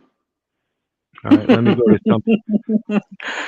something. Let me go to something I've got on. I do got a question before you go on. So Sure. You're saying that I should go to the clerk of the court with this information to correct the record? Well, yeah, I would go to all of them. I would let everybody know, hey, clerk, I understand that there's some conversions going on, and I don't want to be a tattletale or nothing, but I've made some mistakes, and I'm going to repent and ask for forgiveness, and I'm certainly going to be willing to give you the same forgiveness in exchange under 50 U.S.C. 4305 D2, or excuse me, B2, full acquittance and discharge. Let me read this, brethren. Maybe you'll get a sense of it. Pull up my screen share. Like And what this is Tarek said, I normally go back and take notes as well. Yeah, I do, believe me. Takes me about 2 or 3 hours actually to go through the video. To be honest. Yeah. There's no shame in it, dude. I'm the same way. Like I have to keep going through these. Oh no, I'm not ashamed. Actually, I'm thankful for Wizard, because like the other day he was doing the abeyance thing, and I got tired after an hour and a half because I have to write everything down. So I'll finish it like tomorrow. yeah. There's a lot of information packed in my videos, guys, and I'm sorry, but like I said, all you got to do is ask questions, and I'll break them down even more and more. It's not that they're long, Wizard. It's that it takes a good amount of time to write the information down. Yeah. Well, I think that, and also But like because I Wizard do both. I read it, I write it, and I listen to it because I got to use all my senses. Yeah. That's a good thing, and that's one of the reasons I prefer not writing anything for everybody. And I hope you guys get these codes and stuff. If I end up with real long ones, I tend to put the codes down in the details section. But for these shorter ones or more explicit ones that you can find most anywhere, the real common things that I research, Investopedia, Entom Online, and LIIWEX, those things are easy to look up just by rewatching the video. Yeah. But it gives you a chance to practice, like I said, to write things down. That was one of the exercises as a kid when they have you write sentences or write paragraphs or essays or something when you're naughty, so that you can learn. And that's a process that we really need to engross and encompass in our lives so we can get used to the language and how to speak it correctly. Exactly. For And me, plus, when something is explained and then I go back and read it, then everything connects, and then I can write the information in my own words, and then it's easier for me to recall. the information. Absolutely. Yeah. Okay, so let's start here. It says, and this is just this is a work in progress. I'm still building it. It's a matter of equitable relief, equitable interest, equitable estoppel, equity jurisdiction. A work in progress to ingress and egress with him. You know who him is. No priory, meaning that which came before. Communication with Congress. Ingress, egress, Congress. Not an imposter. Extrajudicial in camera quo warranto for abeyance in quia temet as amicus curiae in qui tam, coming as settler eratum at in review. So extrajudicial means out of your judicial reach. It's not for you to decide. In camera means private. Quo warranto, which is what we just read out of that little book, is by what authority? For abeyance, and that's withholding. And then in quia temet is in fear of future harm as a friend of the court in qui tam, in the name of the United States. Coming as settler, eratum, the one that's in air. I'm here to settle things. In review, because I reviewed the record. It's not a contest of title or office, again, as that book explained, but rather a context of nexus. A fortiori priori, a greater truth that came before. This is at Jeremiah 1:5, before I was formed in the belly, he knew me. And it's to make all parties whole. We come clean as Keith, benefactor for Keith Little, the imposter, the beneficiary, to rebut the presumptions of the legal fictions in a review of errors known firsthand that do and will continue to be cause for harm, injury, etc. to Keith and his entire estate. We do not come forth at this time to question anyone's title or office, but rather the nexus of authority so derived for such titles and offices for reason of accidents and mistakes. And this is where we clarify that, it's not you that I'm questioning, it's me. I've been taught to do these things. In finding out their true meaning and effect, I've come to realize I'm not qualified to hold such title or office. I'm not questioning you. I'm pointing out my errors, not of like kind. I cannot fulfill the same office you do. Standing. Now, most people want to go into court and claim they have standing. Again, you do not belong in those courts, so how can you have standing in those courts? Standing is the ability to commence litigation in a court of law. It is a threshold issue. A court must determine whether a litigant has the legal capacity to pursue claims before the court can adjudicate the dispute. We have no legal standing in courts of law. We are not officers to do so. Petition for redress and relief of grievance by and through misidentification, causing and continuing to cause harm, detriment, and public liability, and for variances from categorical pretreatment standards that are fundamentally different in nature. No remedy at common law. Wrongful entry into classification system that allows for discrimination of nationality, not a public officer in capacity as plaintiff or defendant. Remember what we saw, that Rule 19? Or excuse me, Rule 17? Yes, Rule 17. Basis of accident or mistake as equitable claim. Objection, not subject of judicial determinations for variances from categorical pretreatment determinations that are fundamentally different in nature. The accident leading to future mistakes was Mom writing on that document as informant.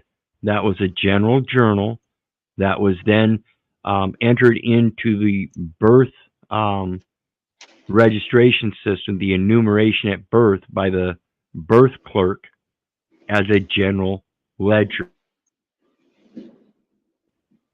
That was the accident that led to the future mistakes wherein things were taken from me throughout all of my life because I entered data elements in air, because it was the nature of habit, because mom and dad taught me to, just like they were taught to. Come out of that false indoctrination system, folks. Not a United States citizen, resident, nor stateless, as those terms are defined. Federal removal for diversity of citizenship with federal question of judicial determination. Remember that resident is a federal, state, or municipal officer or agent whose resident presence is deemed necessary by the board. Therefore, there must have been a judicial determination, and if they're not, then it never was. Declaration of private bill of relief, inequity, with creative remedy. Benefactor coming as settler to direct full acquittance and discharge, clearance and transfer of legal title for merger in equity for resurrection in a new surname. But now, thus saith the Lord that created thee, O Jacob, and he that formed thee, O Israel. Fear not, for I have redeemed thee. I have called thee by thy name, thou art mine. And pay attention. Thus saith the Lord that created thee, O Jacob. He was created as Jacob. Throughout his life, we went through certain tests. And that is what formed him, forged him, changed the M to a G. It's the same thing. Okay? It's just a grapheme morph. They morphed the grapheme. It means the same thing. To form something means to forge it. Thee, O Israel. So throughout the events of his life, he was formed as Israel. This was why he was given the new name Israel. It is not a surname, but you shall use it as a surname, proving that you too have gone through the same change and recognize God as your creator and he that formed thee. One shall say, I am the Lord's, and another shall call himself by the name of Jacob, and another shall subscribe with his hand unto the Lord, and surname himself by the name of Israel. So again, I ask you, does God have a surname? I've never heard it. The only time I've heard anything about claiming a surname is right here. You show me anywhere else and I'll kiss your ass. Now, before you go on, let me show you this. So, as I told you, I put in the paperwork to appeal the where she found me guilty for the failure to appear, and I signed it. That's how I signed it with Israel. There you go. And they accepted it. There you go. Then they Keith, accepted the signature. Then they accepted the signature of one of the children of Israel, and they're trying to make merchandise of them. And you can explain that to them. This is the same concept of the guy that went out, got a dealership paper, and then took it home and put it through a scanner and rewrote the fine print, signed it, and gave it back to him. They accepted something without knowing what it really meant. Now it's time to explain it. Keith, may I? Sure. As a child, I grew up going to as what they call Episcopalian, but it was equal to like Catholic. And it depends. It was from the region of one place where I was at to another place where I moved to. And so in the Catholic sense, earlier as a child, when I was very young, they didn't say Jesus in the church, they called him Emmanuel. So he went from Emmanuel to Jesus, or how can you break that down for me? That's a conversion over time and languages. It was Okay. originally Emmanuel, and when you look in the concordance, it'll tell you.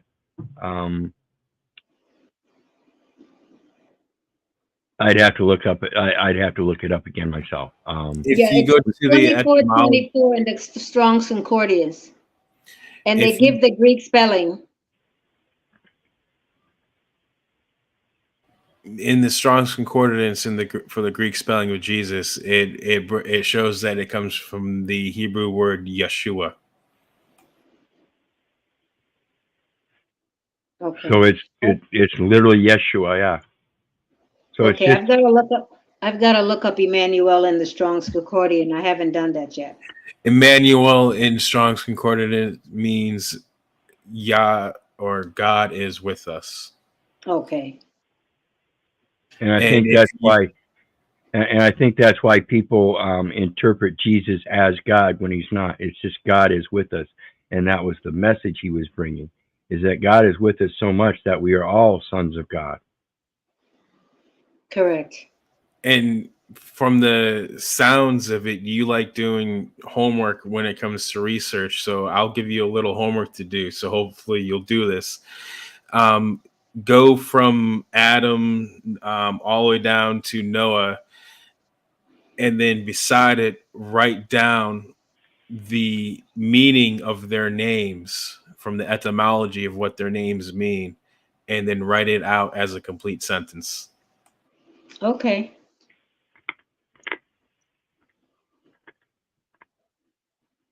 Yeah, that's the same with Jacob and the 12 sons. You write down Jacob's the 12 names of Jacob's sons in order and the meanings, and you will find out it's a demand for the birthright. And then while we're on this subject, the thing about the 12 tribes, the 12 shades of man. This is because the 12 sons of Israel came out in different shades because he had two separate wives. And of course, the children are going to come different shades. I don't have the exact same shade as my daughter, and my sisters don't have the exact same shades as me. My brother doesn't. We all come out slightly different shades. And so when Yeah. you have a man that has two wives, one wife and a concubine, and has multiple children with them, you're going to have multiple shades of children, and that's the only difference. At the same time, though, we got to remember Jacob himself was the smooth-skinned man, and Esau was the melanated man of red. And this is indicative of hypertrichosis, where he had fur all over his body. He was a red man, and they distinctly talked about fur all over his body. Exactly. Now, This if is you look why at the word, this is why the community and mm-hmm. even his own mother rejected him for the birthright, and Jacob was to supplant him because Yes. he was a rejected person, and even God rejected him because he was much like a man whore. Now, if you look up the word thesaurus, right in there, you're going to see Esau. Right, and thesaurus literally means treasury. I spoke about the difference between dictionary and thesaurus earlier. That's your treasury. It's knowing all the synonyms so that you can get back down to a basic language. When you realize all the synonyms of the meanings, you get down to the language of the meanings, which is what Jesus was talking about with the parables. He was giving you examples through the meanings. Why you gotta talk about me like that, Wizard? Telling me I'm rejected and all this. Welcome, Just Nubs. because Welcome. I'm a hairy motherfucker doesn't mean you have to sit there and talk shit. It hurts my feelers. Hey, Laura, this is where I'm reading from. This is a document of my own work that I'm working on. It's a current work in progress. I hope you enjoy it. But we're going to go ahead and continue on here despite Nubs' interruption here.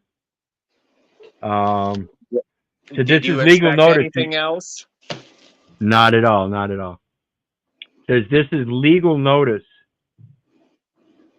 to a court to move these matters to a court of equity, as the claim is now made on all real and personal effects of Keith Little. Notice Keith Little is in quotes. That's the legal name. And all derivatives and priorities of that estate. The legal name is proof of the estate. It's evidence of the estate. So enumerated as a matter of estate recovery. Remember, I mentioned every state has an estate recovery program through the Health and Human Services. Through the Iowa Health and Human Services and the assistance of several other state and federal departments, agencies, etc., in accord for accord and satisfaction of public accommodation with the state vital statistics jurisdiction relative to Keith Little and the Social Security enumeration at birth process and the assigning of a taxpayer identification number. Okay? The assignment of a Social Security number at enumeration at birth to the name Keith Little. That's all that happened. It established an accounting. But that assignment of that number is a taxpayer identification number. That tells us the establishment was that it established a taxpayer. Okay? You are not the taxpayer. The individual's name and number identify the record, and it's the taxpayer identification number with that name says the name is the taxpayer, and it's the record that's identified. So why are you paying taxes?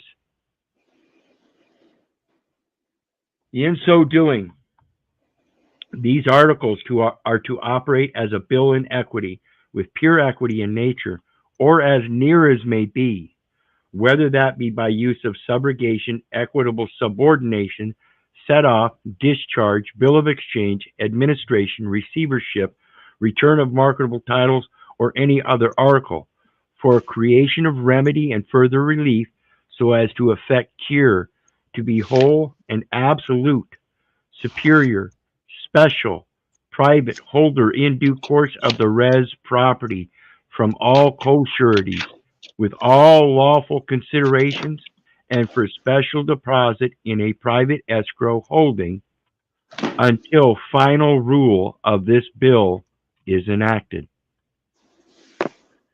Reason: variance of law, fettering of legacy inheritance. I just spoke about this Jacob's ladder and knowing how to demand your birthright. A private trust matter of all real and personal effects of live estate, freehold, fee simple absolute, atoned, like we read earlier. Before I formed thee in the belly, I knew thee, and before thou camest forth out of the womb, I sanctified thee, and I ordained thee a prophet unto.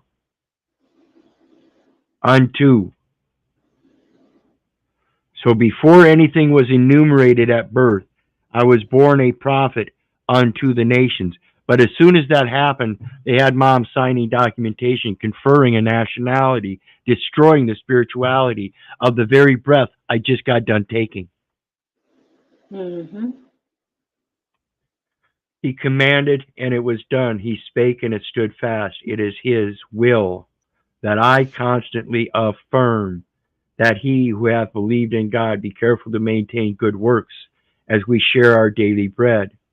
The thing that hath been, it is that which shall be, and that which is done is that which shall be done. There is nothing new under the sun. One post shall run to meet another, and one messenger to meet another, to shew the king of Babylon that the city is taken at the other end. It's time to quit babbling, folks. When you're going to post something, it is a post, and you are the poster. You are not the imposter, okay? Do not do it through person. Do it from your heart with the true feelings and the true words. Jesus answered and said unto them, though I bear record of myself, yet my record is true. For I know whence I came and whither I go. Ingress and egress as we congress together. But ye cannot tell whence I come and whither I go. That record is not me. Okay? Ye judge after the flesh, I judge no man. And yet if I judge, my judgment is true, for I am not alone. I am at one, but I and the Father that sent me. It is also written in your law that the testimony of two men is true, and so we speak boldly as we ought to. I am one that bear witness of myself, and the Father that sent me beareth witness of me. They said unto him, Where is thy Father? Jesus answered, Ye neither know me nor my Father. If ye had known me, ye should have known my Father also. This is reference to the image and likeness. Can't you see it in my face? See, we're all God's children. These words spake Jesus in the treasury. Remember that thesaurus? Thesaurus literally means treasury. As he taught in the temple, and no man laid hands on him, for his hour was not yet come. God had not called him. No man calls me. Like I said, I can't wait till God calls me. Let every soul be subject unto the higher powers, for there is no power but of God. The powers that be are ordained of God. Those are your powers, is to be a prophet unto the nations. And as soon as they sign you over as a person, you tend to be losing those powers because they indoctrinate you as such. When you unlearn everything they've taught you and relearn everything, you gain that power back. Whosoever, therefore, this is Romans 13, 1 through 8. Whosoever, therefore, resisteth the power, resisteth the ordinance of God. And they that resist shall receive to themselves damnation. For rulers are not a terror to good works, but to evil. Wilt thou then not be afraid of the power? Do that which is good, and thou shalt have praise of the same. My mother told me this in a different way all the time. She said, Keith, you know, if you just do the right thing, things have a funny way of working out. For he is the minister of God to thee for good. But if thou do that which is evil, be afraid. For he beareth not the sword in vain, for he is the minister of God, a revenger to execute wrath upon him that do evil. Wherefore ye must needs be subject, not only for wrath, but also for conscience sake. Very important term right here. You have to be conscious. You have to be awake. You have to be aware. And if you're not aware of the holy presence, there's something fucking wrong with your sight and your hearing. Excuse my outburst. Oh, it's good. It's okay. For this, That's totally true. for this cause pay ye tribute also, for they are God's ministers, attending continually upon this very thing. This is why we hold them to God's word, because that is the only way you can be God's ministers, is by ministering God's words and not the state statutes, nor the common law, constitutional amendments and such. Those are only things you need to use on your way to equity to show them the path. Render therefore to all their dues, tribute to whom tribute is due, custom to whom custom, fear to whom fear, honor to whom honor. Owe no man anything but to love one another, for he that loveth another hath fulfilled the law. This is a faithful saying, and these things I will that thou affirm constantly, that they which have believed in God might be careful to maintain good works. These things are good and profitable unto men. That's Titus 3:8. Under 26 U.S. Code 1014, basis of property acquired from a decedent, and know that a beneficiary may collapse, terminate, revoke a trust, and we're going to see that here. B2, property acquired from the decedent. For purposes of section or subsection A, the following property shall be considered: to have been acquired from, or to have passed from, the decedent. Not you, but the decedent.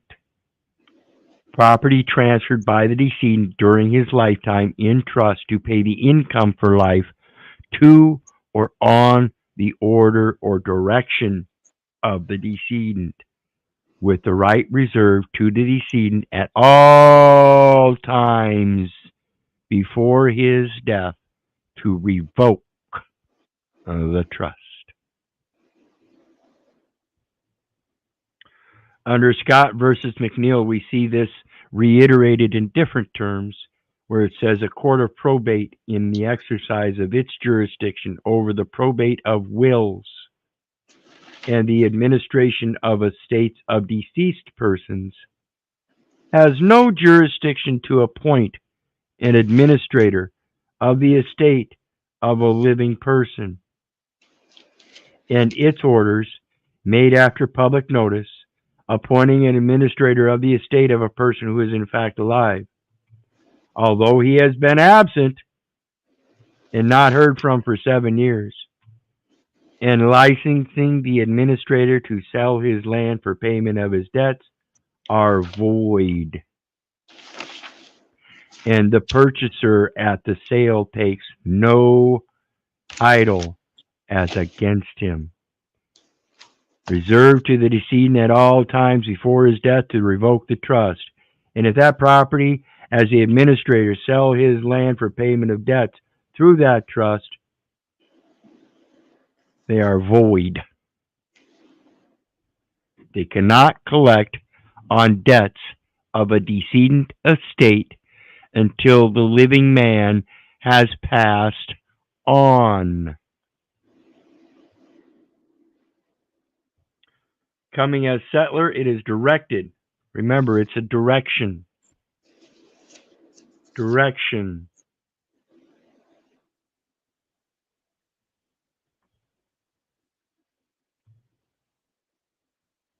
Property transferred by the decedent during his lifetime in trust to pay the income for life to or on the order or direction of the decedent.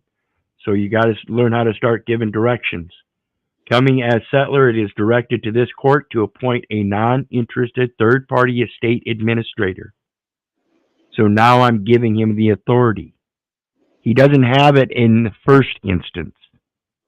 But now as a settler, I can have him appoint a non-interested third-party estate administrator in the interest of the United States and for the account of the United States, because there might be detrimental injury and harm to the budget if this court keeps going at it and charging it.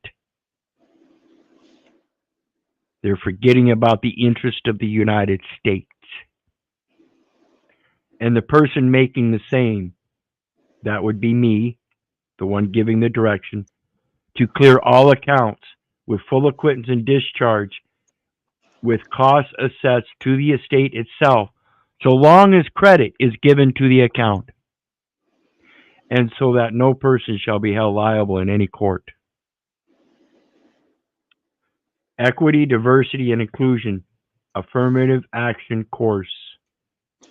Title 4 of the Judiciary of Maine, Chapter 7, Probate Court, Subchapter 2, Jurisdiction. 252, Equity Jurisdiction. Pay attention, Danielle. Make sure you're still here, yep.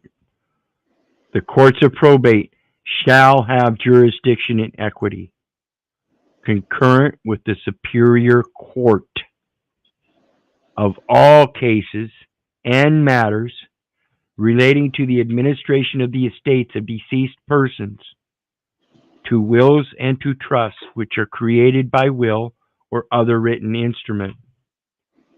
Such jurisdiction may be exercised upon complaint, according to the usual course of proceedings in civil actions in which equitable relief is sought.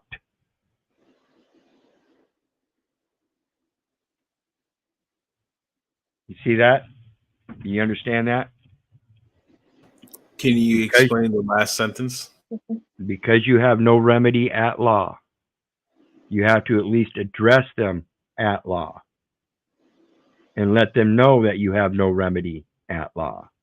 And the reason you have no remedy at law is because they don't have jurisdiction over a person who's in fact alive. You recognize that they don't have jurisdiction in this case because you're standing there before them while they're trying to administrate your estate. They can't do that. That's a no-no. That's executor des tort. That is the tort. Okay? And since you have no remedy at common law, you have to give him legal notice. The legal notice is not to affront his office or his title, but to let him know that you've entered data elements in error. It was an accident, and it led to all of these mistakes. You are mistaken, Your Honor. You are mistaking. I know you are mistaking because it was my accident of entering these data elements upon continuous and repeated exposure to the same conditions that placed public liability where I, as the insured, never expected nor intended. Have to clear up that intent. You cannot attack their title or office. And let them know that the previous licensing administrator that did all these transactions, they're void. And the purchaser at sale takes no title as against him. You retain those titles. And now it's time to clear and settle them.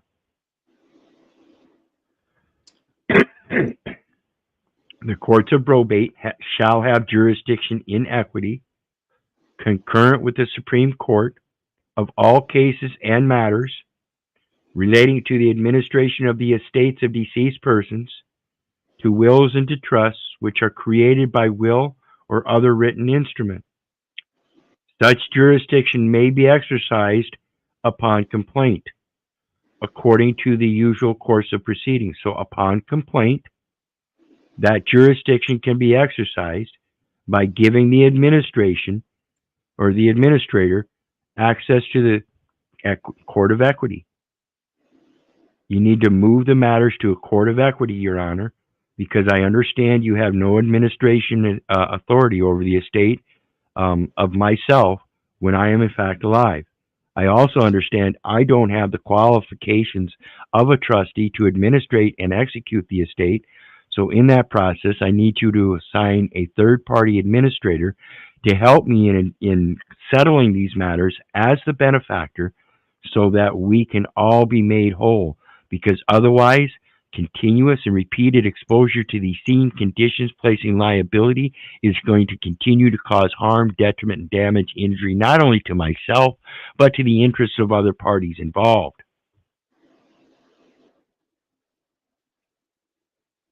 Does that make sense? Yes. Also note Saunders versus Vaudier. Remember I spoke about age of majority earlier in the stream.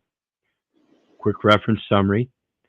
A rule under which the beneficiaries of a trust, if of full age, sound mind, be between them wholly entitled to the trust, property, and in agreement, may direct the trustees to end the trust and transfer the trust property to themselves as beneficiaries absolute. Fee simple absolute. Remember our discussion about abeyance a couple nights ago. It is named after the case Saunders versus Vaudier, 1841. Fee simple absolute in abeyance. There's a link there we can follow too. The doctrine of exemption, frustration, force majeure is very important in the area of contract and commercial law. It is a doctrine deeply rooted in fairness, equity, and allows a party to be excused from performing an obligation in contract because we're not qualified. We're not a qualified trustee. And we understand the court administrator is not qualified either because it's in fact a probate of wills that just needs to be testified to. I merely need to place my will on the record because it hasn't been claimed yet. That age of majority hasn't been stated and fully recognized. That's it. So that's what we're doing here. Okay? And if at the conclusion of the contract an inhibition beyond the foreseeable control of the parties happens to render the performance of the contract impossible, I am not a resident, as that term is defined either by the state of Iowa. Resident determination means income purposes. Resident determination is for income purposes, income tax purposes. Federal regulation says no person shall reside within the state, federal, or municipal zone no person shall reside within the zone except federal, state, or municipal officers or agents whose resident presence is deemed necessary by the board. It's never been deemed necessary. I've always been volunteering. See my statement of separation, which I've gotten the public notice on my website as well.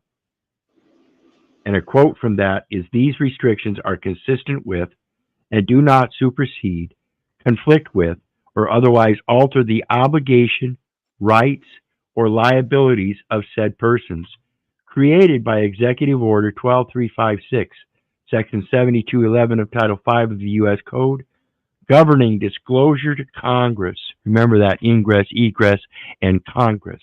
We have to have some kind of communication with Congress that lets them know that their officers are acting out of line. Section 1034 of Title 10, that's the military code. Okay? Again, Title 5 is employees of the military. 5 U.S.C. 301, departmental regulations. Read it. It talks about Plain Writing Act, enumerate minimum birth registration requirements, and it's applicable to the Department of Defense. If all of those records are applicable to the Department of Defense, and that's under 5 U.S.C. 552 employees, then the employees are part of the Department of Defense. As amended by the Military Whistleblower Act, governing disclosure of illegality, waste, fraud, or abuse or public health or safety threats. And it's what it is the waste. Remember we talked about the Paperwork Reduction Act? It's waste of paper. It's waste of paper. Why are you insisting on this? It's going to sustain the state's budget. Okay? The information is already there electronically. All we have to do is correct it. The correction means we have to review it. In reviewing it, we find out certain data elements aren't supposed to be there. So when we pull those data elements by declassification, guess what? Things start getting expunged. The Intelligence Identity Protection Act of 1982, 50 U.S. Code 421 et sequential, governing disclosures that could expose confidential government agents. And the statutes that protect against disclosures that may compromise the national security, including but not limited to Sections 641, 793, 794, 798, and 952 of Title 18 of the U.S. Code, and Section 4B of the Subversive Activities Act of 1950, 50 U.S. Code 783B, and many others. The definitions, requirements, obligations, rights, sanctions, and liabilities created by said executive order and listed statutes are incorporated into this agreement and are controlling. Note, custom declaration for invention. Invent your own new name. Watch this, folks.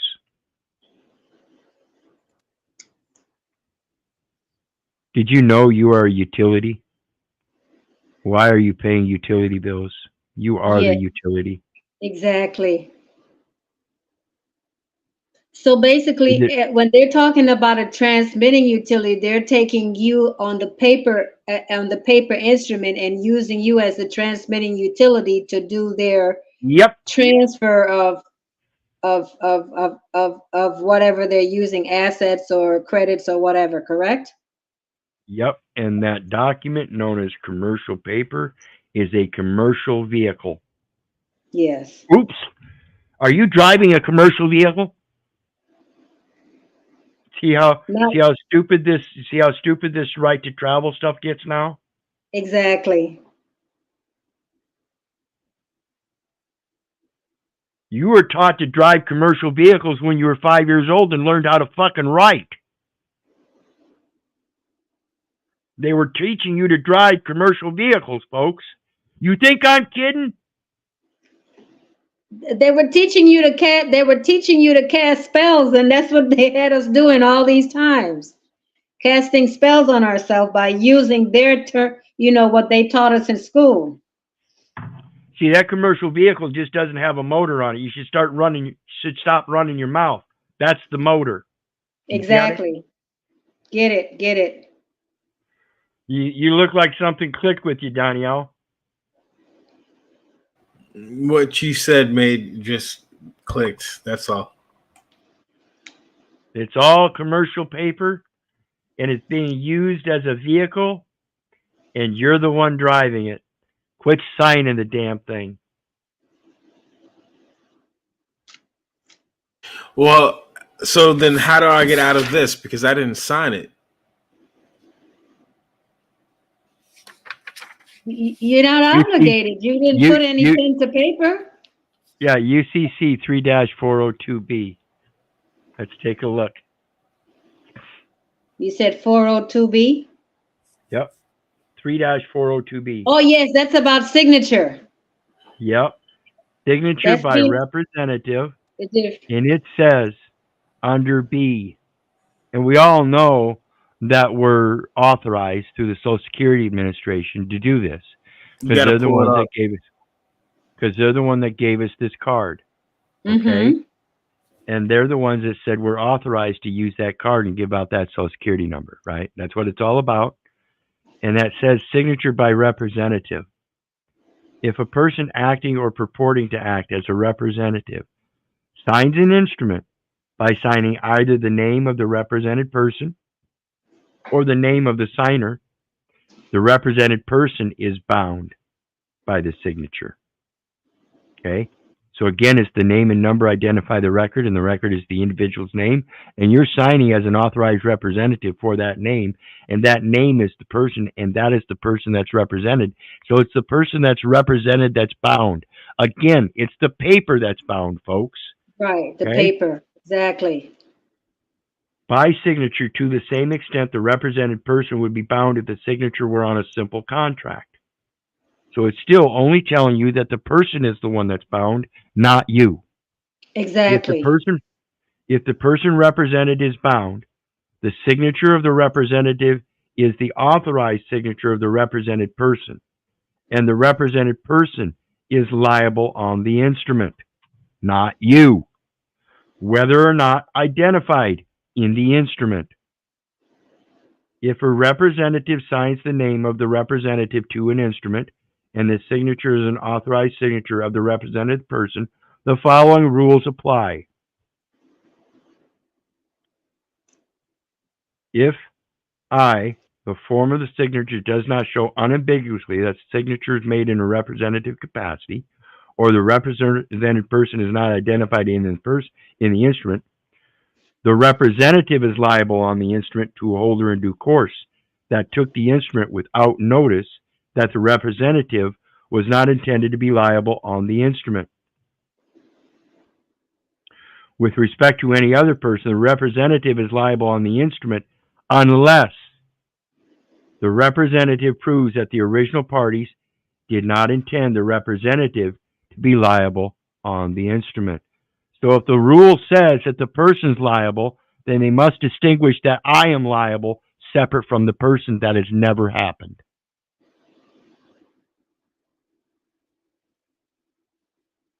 If the form of the signature shows unambiguously that the signature is made on behalf of the represented person who is identified in the instrument, the representative is not liable on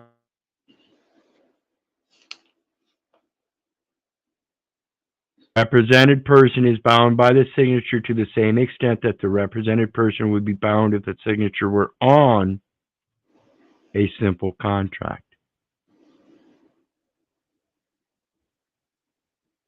It's the represented person that is liable on the contract, not the person signing for the represented person, because you were authorized unambiguously by the Social Security Administration.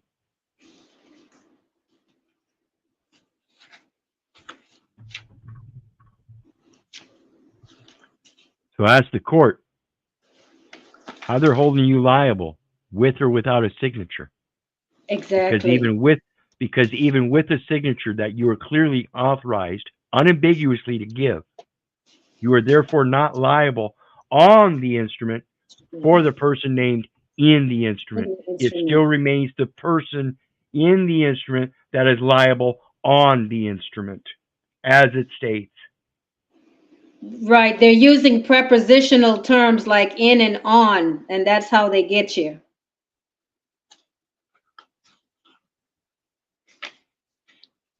Pronouns and prepositions, that's where the trick is. Once you understand those things, things click. Yeah, I need to study more into that. Telling you guys, the language and the grammar and phonemes and graphemes and morphemes, they're all going to get you if you don't start paying attention. And notice, folks, every question you guys come up with, I've got an answer and a source right off the top of my head. I can show you right where it's at. It's not really that hard once you start getting into this, and I guarantee you, you will find easier ways to explain it as we go along. I'm sorry I'm so shitty at it. Now, question, Title 50 is dealing with national defense, and Title 48 is dealing with contracts? Yep. Okay. Federal Acquisitions Regulations is Title 48.